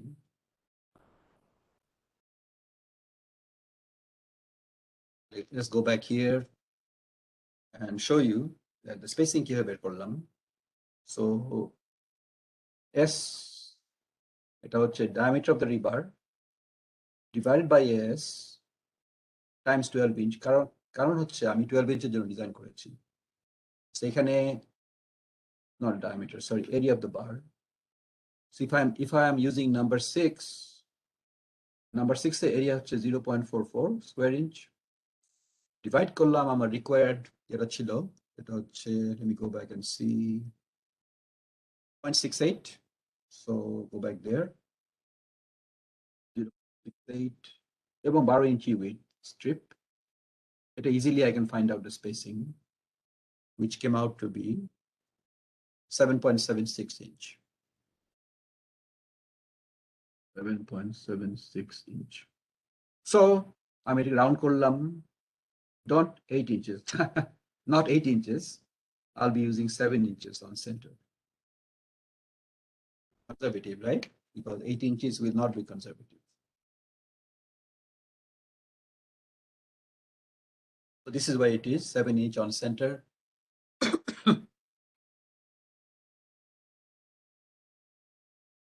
Next, আমি একই কাজ করলাম নেগেটিভ বেন্ডিং মোমেন্ট নিয়ে। So negative bending moment ছিল 21.85, convert it, phi factor, এখন depth different, এটা 5.1 inch না, 19 না, very careful, it is not 6.19, it's 5.19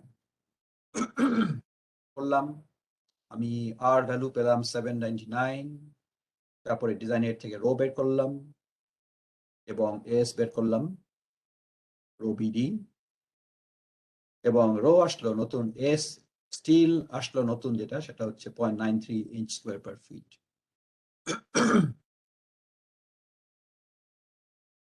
আমি যদি নাম্বার 6 এই স্টিক করি, which is wise decision, আমি চাই না রিবার ভ্যারি করতে, যদিও এটা অ্যাস্টোতে অ্যালাউড। আমি ইচ্ছা করলে উপরে নাম্বার 6 ইউজ করতে পারি, নিচে নাম্বার 4 ইউজ করতে পারি, কিন্তু আমি in my business or consulting I frequently try to use the same rebar, কারণ হচ্ছে যে এটা সিম্পলিফাই করে construction এবং blueprint or simplified, less chance of making a mistake. Nothing wrong with using but mixing and matching. So 0.44 আমার spacing এখন আসছে 5.67 inch. তো আমি রাউন্ড করলাম এটাকে 5 inch on centre.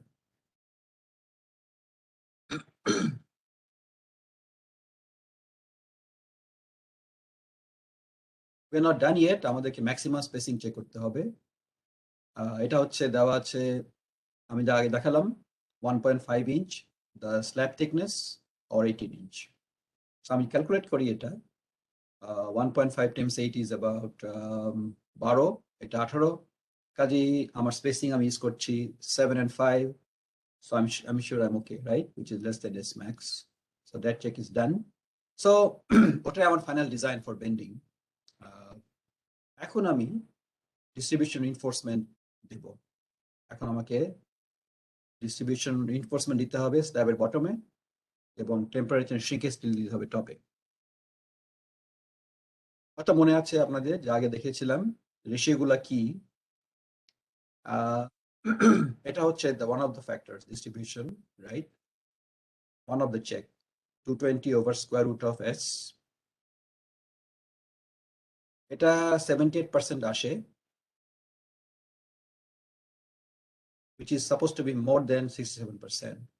Cannot be more than 67%. So use 67%. এটা philosophy হচ্ছে যে আমাকে maximum is 67%. 78% is more than 67. There are two criteria. একটা হচ্ছে এটা, আরেকটা হলো 67%. So I use this amount which controls 67%. তো এখন আমি যা করেছি এখানে পজিটিভ স্টিল যেটা 0.68 square inch, that's ratio is tied to that one. So আমি এটা নিয়ে 67% নিলাম আমি পাচ্ছি 0.46 ইঞ্চ স্কোয়ার পার ফিট। আগে দেখালাম যেভাবে আমি ক্যালকুলেট করলাম স্পেসিং অফ রিভার, আমি সেভাবে আমি अगेन স্টিকিং টু নাম্বার 6। আমি যদি করি তাহলে আমার স্পেসিং আসবে 11 inch, which is okay. I think it's a good spacing. 11 inch is a good spacing. এটা হচ্ছে বটমের জন্য, it will be tied to the bottom rebar, which is the positive. এখন আমাকে টপের জন্য টেম্পারেচার সিঙ্ক স্কেল দিতে হবে। আগে দেখালাম যে এটার ইকুয়েশনটা ডিফারেন্ট, এটা হচ্ছে এই equation, all the values are known here, 60 is fy and so forth, 12 inch wide strip, 8 inch deep and so on. So এই ভ্যালুটা আসছে আমাদেরকে মিনিমাম 0.052 আসছে এখানে, কিন্তু it has to be 0.11 minimum from AASHTO. তো আমি প্রোভাইড করলাম 0.11 স্কোয়ার ইঞ্চ।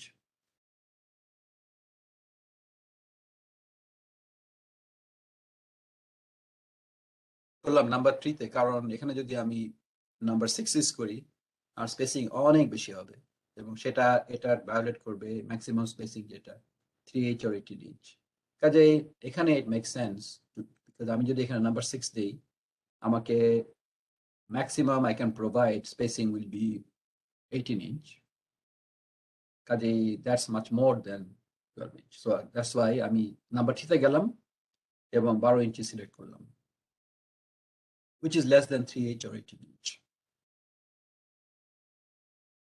তো এটাই ছিল আমার এক্সাম্পলের শেষ। কোনো কোশ্চেন থাকলে আপনারা কোশ্চেন অ্যান্সার দিতে পারেন, আমি চেষ্টা করবো অ্যান্সার করার এই কিছুক্ষণের মধ্যেই।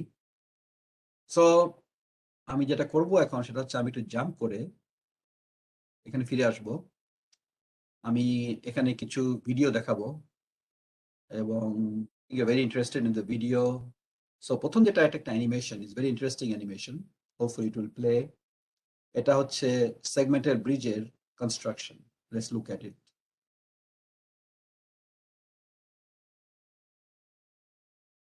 Flashlight can burn through anything. Advertise Cardboard, so plastic, C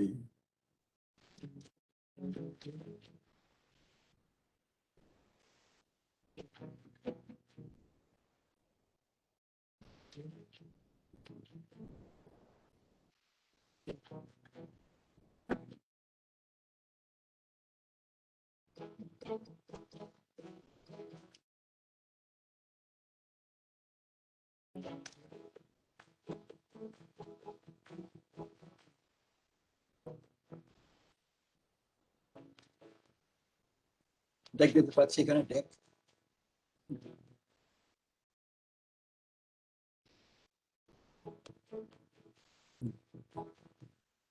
is incremental launching.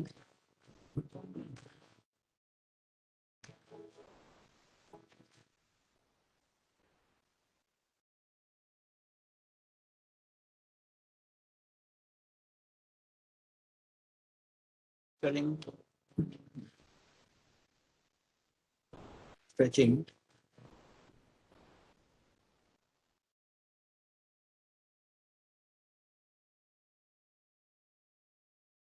tapping,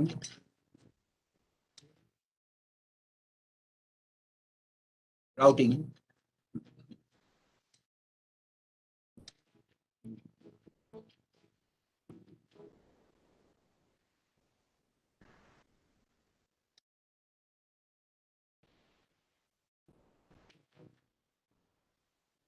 segment,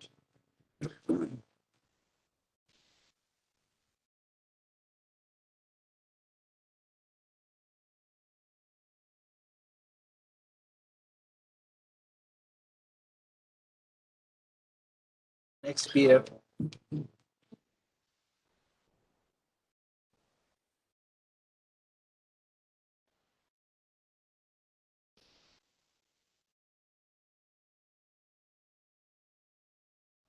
approach slab, and final যেটা এটাকে কাস্টিং প্রেস করতে হবে।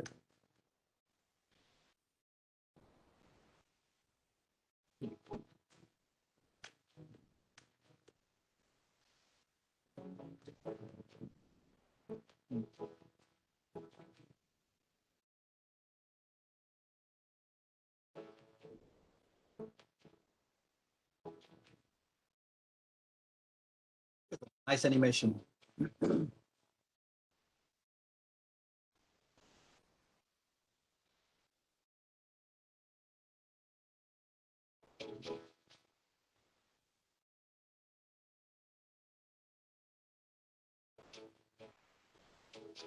Hope you enjoyed it. Beautiful animation. Let's close it. Let's see. Okay, the next one is the precast yard. I think একজন আমাকে request করেছিল যে precast yard অপারেশনটা, এটা short video. Let's watch it now.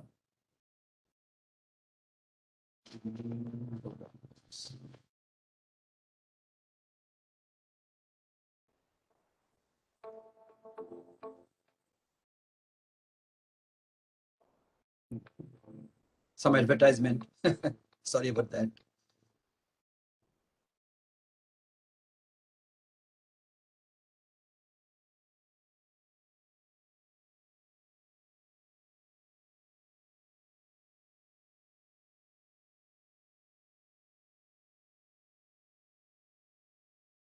Too long. I have to skip it a little bit, but we'll see.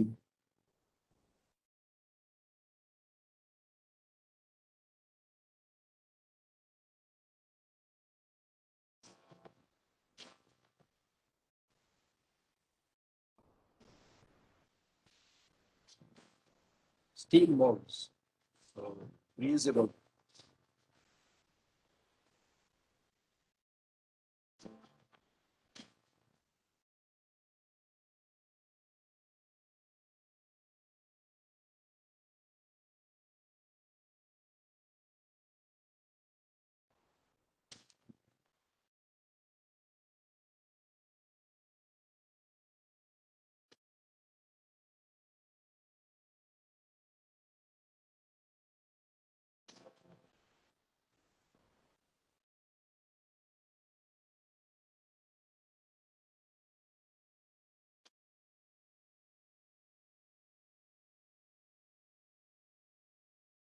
Testing দেখানো হবে কিভাবে sketch করা যায়, এবং ইন্টারেস্টিংলি স্ট্যান্ডগুলো অনেক সময় 2-3 ফিট পর্যন্ত এলংগেট হয়। সেটার উপর বেস করে আমরা জানতে পারি কতটুকু ফোর্স আছে ওই প্রিস্ট্রেসিং স্ট্যান্ডে।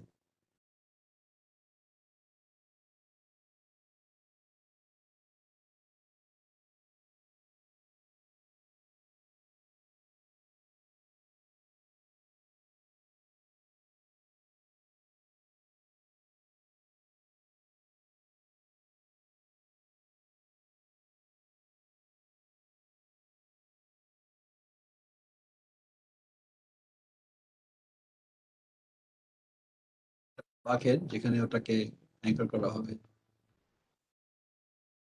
Can give us different positions of the strand, different layers. একটা I-beam দেখতে পাচ্ছি, একটা I-beam.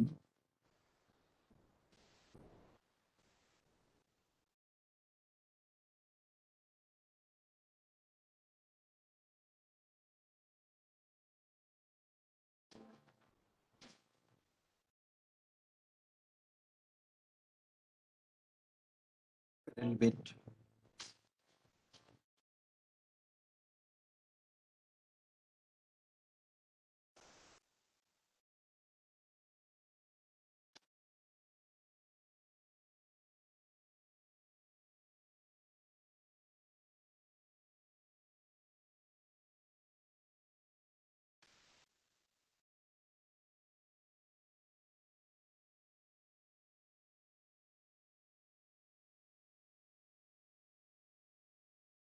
এখান থেকে আমরা জানতে পারবো লোড কতটুকু এটার উপর।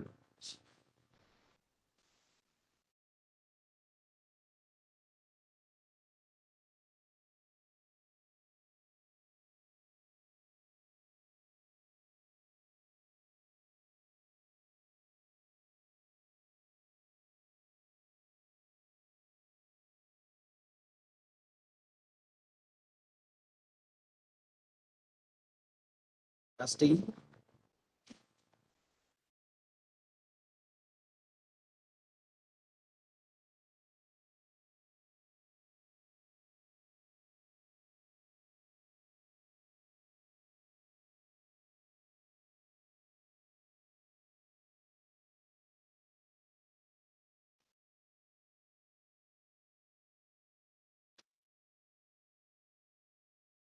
All remove that.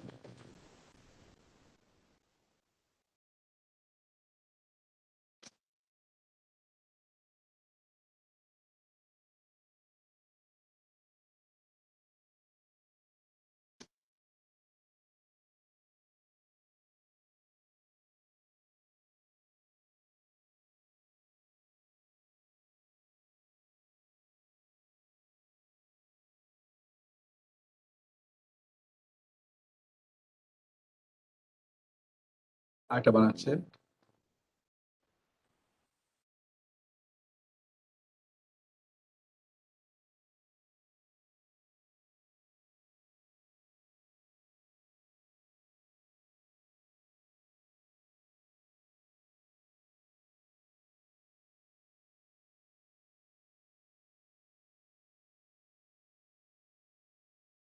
It's interesting beam.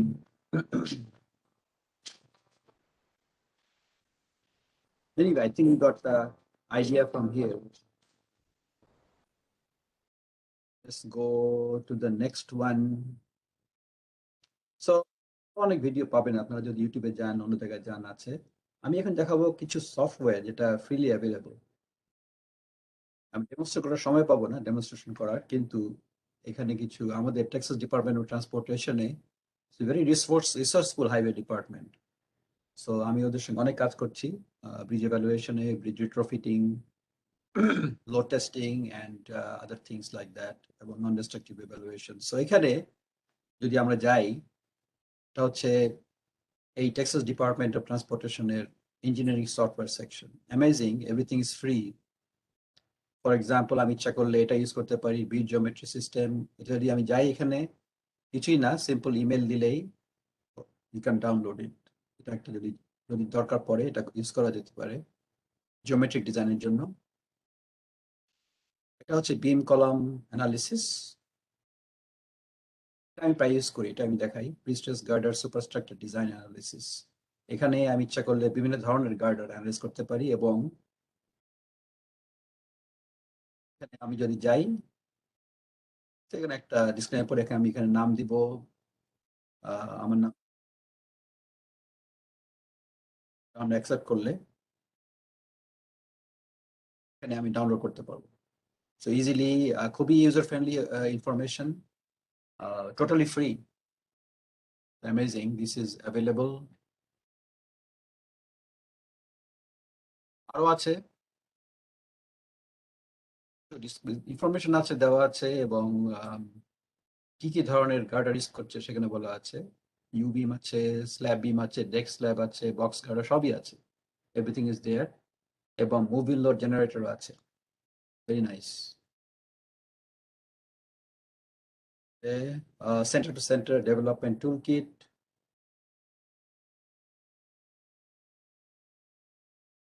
Sorry বলতে দ্যাট, বেন্ড ক্যাপ অ্যানালিসিস। এটা পুরোনো প্রোগ্রাম, ক্যাপ 18, কিন্তু এটা ডস বেস প্রোগ্রাম, বাট এখনো ইউজ হচ্ছে ভালোই। এটা দিয়ে আমি ইচ্ছে করলে বেন্ড ক্যাপ ডিজাইন করতে পারি। আমি নেক্সট আমার যে টক আসছে নেক্সট উইকে, মানডেতে হবে সাবস্ট্রাকচার ডিজাইনের উপরে, এবং ওয়েডনেসডেতে হবে ব্রিজ ইভ্যালুয়েশনের উপরে। সেখানে আমি দেখাবো concrete works, culvert, box culvert analysis, এটা available, SS tools, FM tools, so hydraulic culvert, hydraulic approach, and so on.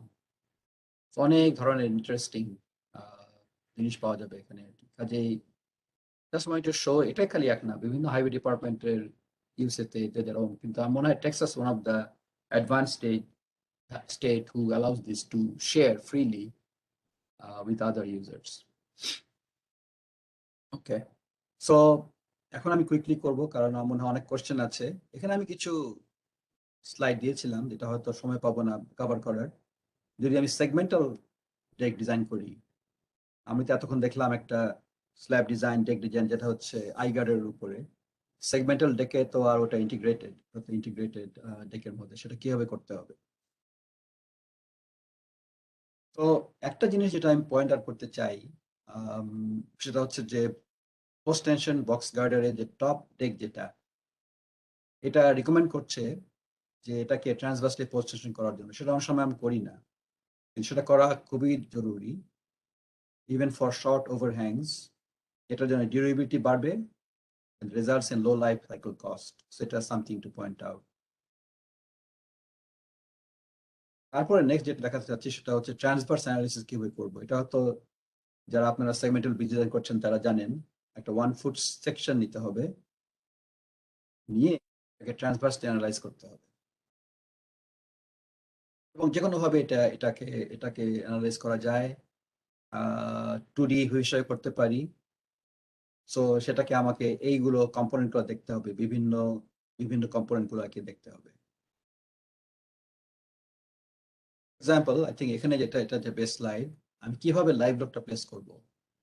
So আমি যদি এইভাবে প্লেস করি symmetrically on top of the top flange, তাহলে দেখছি যে আমি এখানে ইচ্ছা করলে এখানে এই স্ল্যাবের জন্য maximum moment positive moment generate করতে পারবো, কারণ এটা হচ্ছে sort of fixed here and fixed there, কাজে এটা পজিটিভলি ডিফর্ম করবে।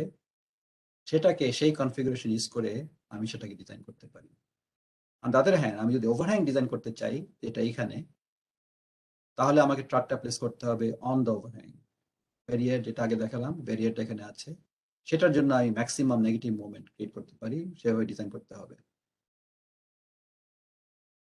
অন দ্য আদার হ্যান্ড, যদি আমি এইখানে এই জায়গাটায় ডিজাইন করতে চাই এই ইন্টারফেসে, তাহলে আমাকে আবার সেই আগের তাতে ফিরে যেতে হবে, এইটাতে ফিরে যেতে হবে। যদি আমি ম্যাক্সিমাম নেগেটিভ মুভমেন্ট ক্রিয়েট করতে চাই এই টপ স্ল্যাবে, তাহলে আমাকে ট্রাক প্লেস করতে হবে একটা এই দিকে, একটা ওভারহ্যাঙে, একটা অন্য ওভারহ্যাঙে, সেটা কন্ট্রোল করবে। যদি আমি একটা করতে চাই ওয়েবে, তাহলে আমাকে এভাবে প্লেস করতে হবে। So with limited time, that's all I can tell you about segmental bridge design. যদি আরো আপনাদের দরকার থাকে তাহলে আপনাদেরকে আমি অ্যাডিশনাল রিসোর্স প্রোভাইড করতে পারি। আমি দেখালাম কারণ হচ্ছে যে আজকে যে টপিক ডেক ডিজাইন, সেটার সঙ্গে রিলেটেড, কারণ এই ডেকটাকে আমরা অন্যভাবে ডিজাইন করছি সেগমেন্টাল কনস্ট্রাকশনের জন্য। So I think Mr. Salman, if it's okay, I think we can go to that. I'm not sure how many questions are there. So let's try that because we limited time, right? About 20 minutes. Okay. Thank you, Dr. Yazdani, for a very nice and beautiful presentation. Especially the YouTube videos are very helpful, I believe. Thank you. I will to go as your time limit, 25 minutes to 11. Thank you, sir. Let's go to the question and answer. Okay. Wow. Okay. Very informative. So a lot of questions. I'm not sure if I can mention all of them, but let's try to do this one by one. And we'll try to go all the way to 11 o'clock. That's okay. আমি যদি এখানে answer না দিতে পারি এগুলো, তাহলে please reach out to me and put my email here. It will show up.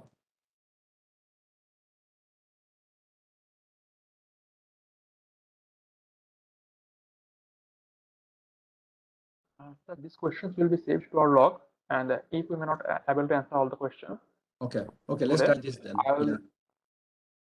I will send the remaining questions to you by email. Sure. Let me do this. Let me end show. So I can put my, actually on the, let's do this. I can put here my email just in case for you if you want to reach out to me.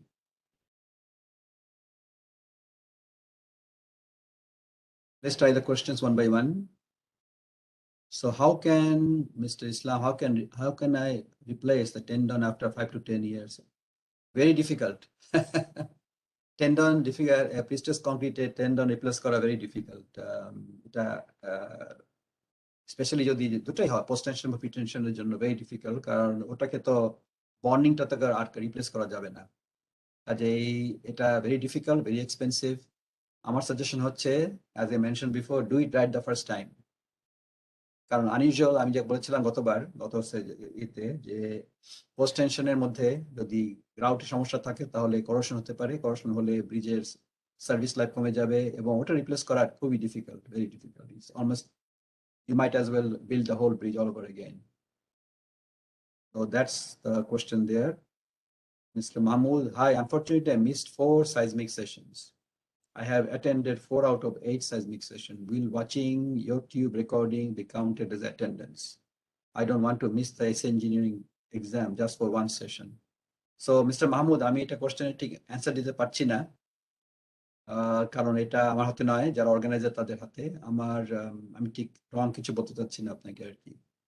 So Mrs. Salman, can you note this question and reach out to our Yes, sir. Surely. administration so we can answer that one? Okay, you already said that, right, Mr. Salman? So Yes, sir. you said, okay. Sinha, why DLA not included in the live load while calculating moment for deck in a transverse analysis? Can you explain? I'm not sure what DLA means. Can put in the chat. I can answer that question. Yeah. Dynamic load analysis. Oh, okay. Dynamic load analysis. So, এটা ডেকের জন্য সাধারণত আমরা dynamic load design করি না, আমরা static লোডের জন্য করি, এবং day is only design for gravity loads. The Notion হচ্ছে যে যদি ল্যাটারাল লোড থাকে, deck will move horizontally, so the effect on the deck is minimal. Actually, we don't design the superstructure for dynamic load. Only dynamic load will be the impact factor that I mentioned. Substructure is designed for that. So saying for box girder, how we place curved tendons. That's a good question. I think I answered that last time. So box girder জন্য very difficult curved tendon place করা, কিন্তু ওটাকে ইচ্ছা করলে anchor করে through the segment we can do that. So between segments or between anchor points, we can curve the tendon and do that, not gradually, but in linear fashion.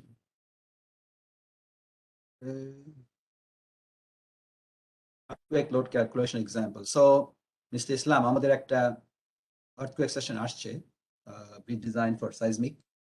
It will be held, I think, is it next week, Mr. Salman? You know when? The seismic session? Yes, sir. It will be the last session actually, the 10th of March. Okay. Oh, Dr. Saidi will take this. yeah, I think that will be covered there, because if you see here, it is 3 hour, অত সময় নাই সবকিছু cover করার জন্য. So that's the problem here.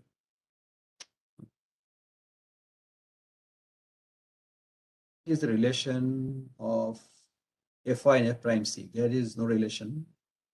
F prime C হচ্ছে concrete strength, typically 28 days, আর Fy হচ্ছে steel yield strength. There is no relationship between them.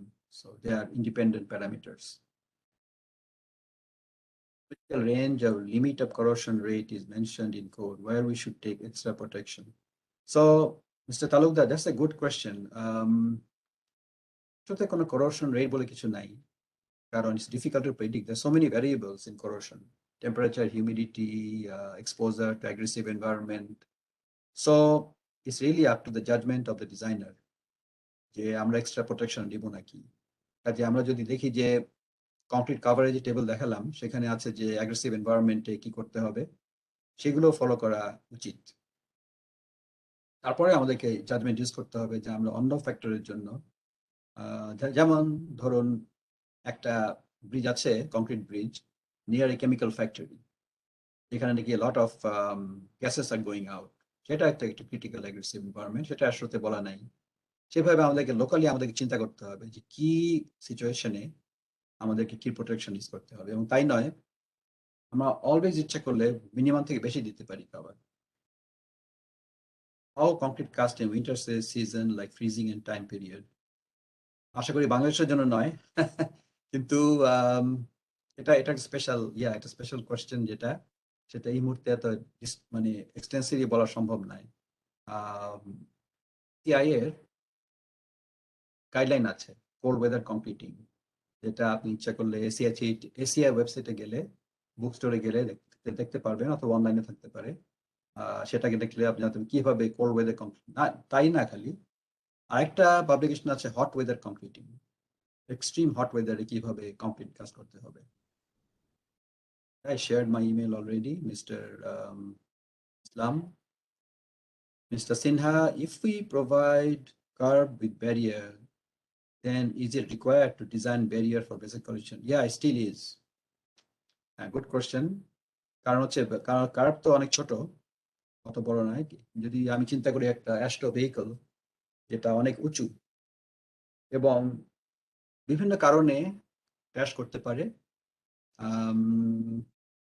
ওয়েদারের জন্য বৃষ্টিতে দেখা যাচ্ছে না, সেখানে পানিতে স্লিপ করে গাড়িটা হিট করতে পারে, কার্ভের উপরে চলে যেতে পারে, অবশ্যই যেতে পারবে, যাবে না কেন? এখানে আনইউজুয়াল নয়, দেখা যাচ্ছে যে অনেক সময় গাড়ি একটা বাড়িতেও হিট করে কার্ভের উপর দিয়ে গিয়ে, কাজে সেটা আনইউজুয়াল কিছু না। কাজেই না, ওটা কোনো ব্যাপার না। উইদাউট কার্ভ আমাদেরকে কলিশন ডিজাইন করতে হবে। Is there any other option, Mr. Mahmood? I'm not sure what that তাই নাকি আপনি কি মিন করছেন এখানে, কোন option? Okay, Salman may have answered that verbally. Mr. Mustafa, what will be design strip for culvert slab or slab bridge deck? How can we calculate shear for vehicle live load in culvert or slab bridge deck? Okay, so slab bridge deck তো আজকে বললাম কি strip with কি হবে। কালভার্টের জন্য অন্য অন্য publication দেখতে হবে। অ্যাস্ট্রো কালভার্ট ডিজাইন গাইডলাইন আছে, সেখান থেকে আমরা পেতে পারি ওটা। শিয়ার তো আমরা সাধারণত ডেকে চেক করি না, কারণ হচ্ছে যে শিয়ার অত কন্ট্রোল করে না সাধারণত, বিল্ডিং এও তাই। আমরা স্ল্যাব সাধারণত চেক করি না, আনলেস বিল্ডিং এ যেটা হয় পাঞ্চিং শিয়ারের জন্য হয়তো ফ্ল্যাট স্ল্যাব বা ফ্ল্যাট প্লেট আমাদেরকে ডিজাইন করতে হতে পারে। Nazir, Mr. Alam, any bond problem with epoxy coated bar? Very good question. Of course, আমি যদি একটা আনপ্রোটেক্টেড একটা স্টিল ইউজ করি যেটাতে বন্ড কংক্রিটের সঙ্গে ভালো হবে, আমি যদি একটা এপক্সি কোটেড রিবার ইউজ করি সেটাতে বন্ড কম হবে, কারণ হচ্ছে যেহেতু ওটা স্লিপারি বেশি, কাজে there is more potential for bond failure. সেই জন্য ডেভেলপমেন্ট লেন্থ আমাদের বাড়াতে হবে, এবং এই ফ্যাক্টরটা দেওয়া আছে, অ্যাস্ট্রোতে দেওয়া আছে, আই থিঙ্ক এসসিআতে দেওয়া আছে, এটা 1.3 অর সামথিং লাইক দ্যাট। কাজেই আমরা যদি সেখানে যাই, সেখানে জানবো যে কিভাবে আমরা সেটা অ্যাড্রেস করব। আমাদেরকে ডেভেলপমেন্ট লেন্থটা যখন চেক করব, সেটা আমাদেরকে একটা পার্সেন্টেজ দিয়ে বাড়াতে হবে। Mr. Atikul Islam, how to determine horizontal collision force? সেটাও আমি তো পুরোটা কভার করিনি, অ্যাস্ট্রোতে সেটা দেওয়া আছে যে একটা স্ট্যান্ডার্ড ট্রাকের জন্য কতটুকু হবে, এটা ডিপেন্ড করে অন মাইলস পার আওয়ার অথবা কিলোমিটার পার আওয়ার স্পিডের জন্য। আর যদি এরান্ড ভেহিকল থাকে, সেটার স্পিডের উপর ডিপেন্ড করবে, মোমেন্টামের উপর ডিপেন্ড করবে কতটুকু হরাইজন্টাল কলিশন ফোর্স হবে, এবং সেটা এই মুহূর্তে আমি বলতে পারছি না, আপনাকে ওই ডকুমেন্টে গিয়ে সেটা দেখতে হবে। Is it possible to share the AASHTO code? Okay, Mr. Abdul Rahman, thank you for the question. It's possible. Okay, আমি একটু ওয়ারিড কপিরাইট ভায়োলেশনের জন্য, কিন্তু আমি চেক করলাম কিছুদিন আগে যে আমি যদি part of the AASHTO code পাঠাই তাহলে হয়তো এটা প্রবলেম হবে না আর কি, provided you don't share too much. So আমি আপনাদেরকে পার্ট অফ দ্য চ্যাপ্টার পাঠাতে পারি, হয়তো পুরো AASHTO কোড পাঠানো সম্ভব হবে না। তো আমি অনুরোধ করছি আপনাদের ইমেল করে আমাকে জানাতে যে কোন কোন চ্যাপ্টার আপনার লাগবে। পুরোটা তো অনেক বড়, সেটা তো সম্ভব নয় আর কি। আমি ইজিলি আপনাকে চ্যাপ্টার 5 পাঠাতে পারবো, চ্যাপ্টার 4, চ্যাপ্টার 9, এবং হয়তো আর দুইটা একটা আর কি হয়তো। কাজেই I'll try to do my best. The Sinha, if you make continuous deck or simple girder, does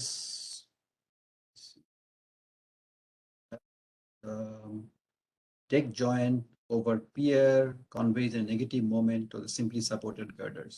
Okay, let me read it. This deck by simple girder. Does deck joint over pier conveys a negative moment to the simply supported girder?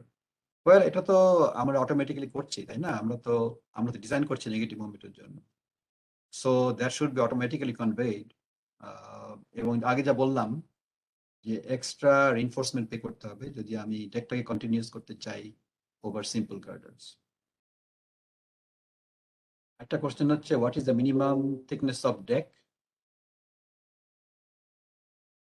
আমি আজ cover করেছি already আজকে 7 ইঞ্চি minimum অ্যাস্টো বলছে এবং segmental হলে 8 বা 9 ইঞ্চি minimum as oppose to BNBC অথবা এসিআই 318 এখানে কোনো মিনিমাম টেবল নাই যে এইচ ওভার সামথিং যেটা এসিআইতে আছে কাজে ওইগুলাকে আমাদের কনসিডার করতে হবে typically decks are really highly tension control কারণ মোমেন্ট অত বেশি না কাজে সেটা is not a factor okay Saman Ghani I think you answered that take a class on balanced cantilever bridge design Mr. Sinha well আমাদের এই SA training program already defined তো এর বেশি আমাদের যাওয়া সম্ভব হবে না already we are nearing the end of the program কারণ হচ্ছে আমাদের লক্ষ্য হচ্ছে এক্সাম দিতে পরীক্ষা দিতে শিগগিরই পাইলট ট্রেনিং এর মধ্যে সেটা হবে হয়তো ঈদের পরে ইনশাআল্লাহ কাজে এখন আর সময় নেই কারণ এটা তো already very intensive program for lot of training lot of time I really applaud you to sticking with this program I know it's very difficult for you guys even বাসায় বসে কাজ করে সারাদিন very difficult but that you should be applauded for that এখানে হয়তো এটা সম্ভব হবে না ইনশাআল্লাহ আশা করি হয়তো ভবিষ্যতে এক সময় এটা আমরা চিন্তা করব Mr. Golam Sarwar, can we design the slab of a multi-storied car parking structure by using AASHTO code? No, I don't think so. AASHTO, not AASHTO. This আমি যেটা দেখলাম সেই AASHTO না এটা অন্য পার্কিং গ্যারাজে আলাদা একটা স্পেসিফিকেশন আছে এটা বললাম আজকে AASHTO LRFD সেটা অনলি ব্রিজ ডিজাইনের জন্য কাজে parking structure is not bridge structure কাজে আপনি ইচ্ছা করলে ওই কোডটা বের করে সেটাকে ফলো করতে পারেন Hassan, how deck is generally connected with girders that generates negative moment for the support condition আচ্ছা আমি এটা দেখিয়েছি আজকে দেখি এখানে let me see share my screen here or maybe somewhere কোথায় এইখানে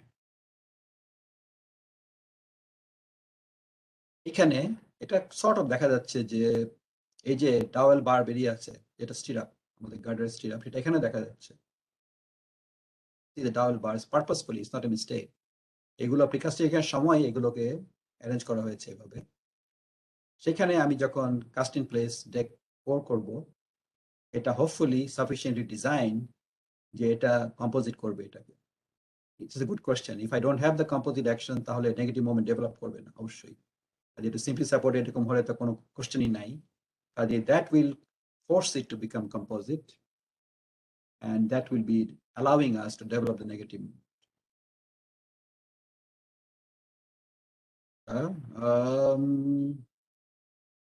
Mr. Shaha, why is the top and bottom cover different for deck? আমি তো এটা অলরেডি আলাপ করেছি এটা নিয়ে এক্সপোজারের উপরে ডেকের উপরে অনেক বেশি ওয়্যার এন্ড টিয়ার হতে পারে কাজে সেই জন্য কভার বেশি হবে when the bridge on a river is that exposed to weather I think so ব্রিজের উপরে রিভারের উপরে হলে তো অবশ্যই এটা ওয়েদারিং অ্যাকশন হবে বৃষ্টি পড়বে উইন্ড আসবে কাজে I will design a bridge on a river as exposed to weather খালি তাই না যদি কোস্টাল এরিয়াতে হয় অবশ্যই আমাকে কোস্টাল এক্সপোজার চিন্তা করতে হবে Atikul Islam, is the distribution reinforcement concept same for building slab? না আমি তাকে এটাও ক্লিয়ার করেছি যে বিল্ডিং এর জন্য ডিস্ট্রিবিউশন রিইনফোর্সমেন্টের প্রয়োজন নাই কারণ আমাদের কনসেন্ট্রেটেড লোড নাই বা সব সাধারণত কনসিডার করি না এটা অনলি ব্রিজের জন্য HL93 ট্রাকটাকে ডিস্ট্রিবিউট করার জন্য আমাদের ডিস্ট্রিবিউশন সিস্টেম লাগবে ব্রিজে why lane load not used for the slab design it is used okay আমি যে টেবিল দেখালাম লাইভ লোড ক্যালকুলেশন সেখানে ওখানে ট্রাক লোডও কনসিডার করা আছে এবং লেন লোডও কনসিডার করা আছে that's why it's a beautiful table in my judgement Chandradev, Mr. Chandradev, any bonding problem by using coated bar? এটা তো আমি অলরেডি রিপ্লাই করলাম Mr. Ziaul Hassan, where will I get deck detailing? Just found the AS. No, I did also detailing today. আমি আজকে দেখিয়েছি কিভাবে AS থেকে আমি স্পেসিং বের করলাম, রাইট? এটা দেখানো আছে আজকের লেকচারে, হয়তো আশা করি আপনি দেখেছেন। Mr. Jahid, can you suggest any book or document of design life example? Document of design example of precast concrete bridge girders. Real life example will be more preferable. Well, I think all these are real life. আমি যে example করলাম আজকে, এটা highly real life. AASHTO is real life. Granted that ব্রিজের problem হতে পারে real লাইফে, ডিটারেশন হতে পারে, লোড ভেরিয়েশন হতে পারে, কিন্তু অ্যাস্টো তো real life. To me is real life. অনেক ধরনের এক্সাম্পল আমি বলবো, আপনি যদি গুগলে সার্চ করেন তাহলে প্রচুর ডিজাইন এক্সাম্পল আছে।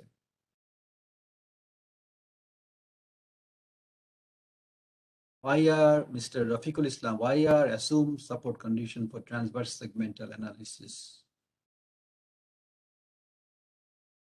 Why that, what that means?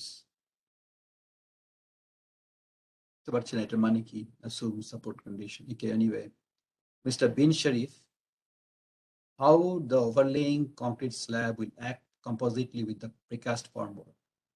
Will there be shear studs? Okay, এটা এখানেই দেখানো আছে। Actually, this is a very popular system right now. Actually, I cannot emphasize enough. আমাদের টেক্সাসে বেশিরভাগ ব্রিজে এখন এইভাবে করা হচ্ছে। কোশ্চেন ছিল shear stud, তো এটাই, this is the shear stud, দেখতে পাচ্ছি ক্লিয়ারলি এখানে, এখানে shear stud, সেটা একটা কম্পোজিট করবে, এবং it's very very economic system, very very, and all these girders are mass produced, all these panels are mass produced as well. Thank you for always giving great lecture. Thank you, Mr. Rahman. Mr. Rafiqul Islam, how can I do for future pre-stressing? Try to understand এই কোশ্চেনের মানেটা ঠিক কি বলতে চাচ্ছেন, যে ফিউচারে prestressing কেমন করে করা হবে স্ট্রাকচারের উপরে? ফিউচারে তো আর কোনো ইন্টারনাল প্রিস্ট্রেসিং এর কোনো ভাবে করা যাবে না। এক্সটার্নাল অফকোর্স আমরা আজকাল করছি, এক্সটার্নাল পোস্ট টেনশনিং, এটা স্টিল ব্রিজও করা যায়, কংক্রিট ব্রিজও করা যায়। এটাকে আপনি ইমাজিন করতে পারেন বাইরে থেকে কেবল দিয়ে, টেন্ডন দিয়ে এটাকে অ্যাঙ্কার করে সাইড ওয়াইজ স্ট্রেচ করলে এটা এক্সট্রা পোস্ট টেনশনিং দিতে পারবে, that could be useful. Mr. Ahmed, how design maximum cantilever length from girder edge for wheel load or without wheel load, only footpath or beautification purpose? Okay, let me see the question.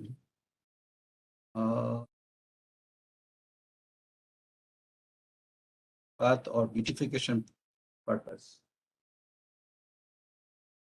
Well, it's multiple use for that. That edge is provided for multiple use.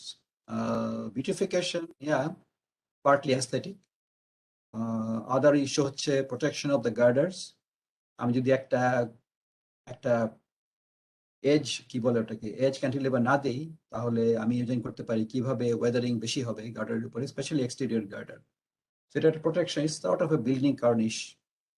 Building এ cornice দিয়ে আমরা protection করি ওয়ালটাকে, সেখানে সেভাবে এখানে আমরা ইচ্ছা করলে কেন, অবশ্যই আমরা এই ওভারহ্যাং দিয়ে গার্ডারকে প্রোটেক্ট করতে পারি। Those are the things to come to my mind, that purpose. Okay, Mr. Salman Goni answered that, hopefully same way. Mr. Shamim, can you briefly discuss the structural system of our Jamuna Bridge? Main structural elements such as girder, deck, pier, and bearing. If it's not possible, can you discuss in our next lecture? Okay, that's the extensive subject, because আমি জানি যে ওখানে আছে highway component, railway component, কাজে এটা 5 মিনিটে বলা সম্ভব নয়। আমি চেষ্টা করব, হয়তো সম্ভব হবে না, but anyway I'll try my best. Masudur Rahman, if we design bridge over canal, is there a different formula? No, there is no different formula for that. It's same formula from AASHTO.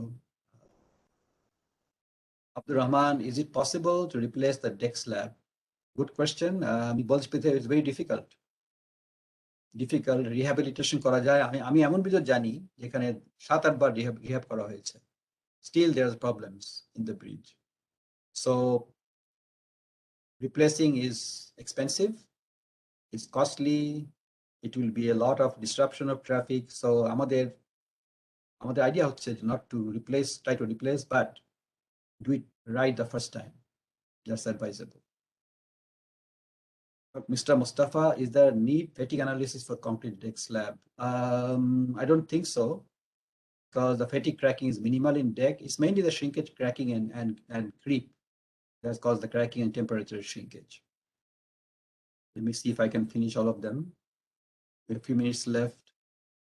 Abdul Karim Khan. Sometimes we need to use thicker wearing surface to maintain longitudinal slope. Can we use internal mesh layer in thicker wearing surface to reduce crack? Yeah, I think that's advisable. Anything you can provide to help out, minimize the cracking. Sadikur Rahman, please send me the AASHTO code to my email. I'll try my best. Where is located the expansion joint segmented continuous box girder bridge? There is specification for that as well. Okay, send me AASHTO code and mention the chapters. Okay. Mr. Ahmed, why distribution reinforcement for only positive reinforcement, not both positive and negative reinforcement? The issue here is the negative moment still to upore ache, near the top, right? যেহেতু ওটা টপে, এটা already is taking the live load and distributing it. But আমি চিন্তা করি bottom-এ আছে positive reinforcement, সেটা kind of away from the load. That's where we need the distribution reinforcement. Mr. Shoaib Islam, can we use glass fiber at deck slab? Can I get a design guideline? Okay. Well, it is a completely different subject. Fiber in concrete. So, বিভিন্ন ধরনের fiber আছে, glass fiber, polymer fiber, steel fiber. It's a up and coming issue. AASHTO তে এখনো fiber recognize করা হয়নি এখন পর্যন্ত। ACI তে আপনারা জানেন যে shear design-এ এখন currently it's included.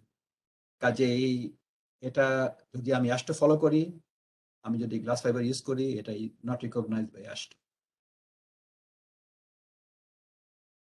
There are many formulas we've seen for scour calculation. Which one you use for scour calculation? এটা এই মুহূর্তে বলতে পারছি না। এটা হয়তো আগামী ক্লাসে আমি ইনশাআল্লাহ চেষ্টা করব সাবস্ট্রাকচার ডিজাইনের সময়। Last question, Abdul Rahman. Sir, Jamuna Bridge had some issue and was repaired. Will you please briefly explain the reason? Okay. Yeah, I think some of these are confidential issues. আমি কিছু জানি, কিছু আজ করতে পারি, কিন্তু মনে হয় আমার পক্ষে বলা ঠিক হবে না, এখানে শেয়ার করা ঠিক হবে না, unless I am authorized by the authorities to do this. You understand the confidential nature of that. So, Mr. Salman, hopefully you answered that also. Yeah. Yes. With this question, we have ended our question and answer session for today, and also we're at the end of our today's session. Just on time. So, okay. Yes, sir, exactly at 11.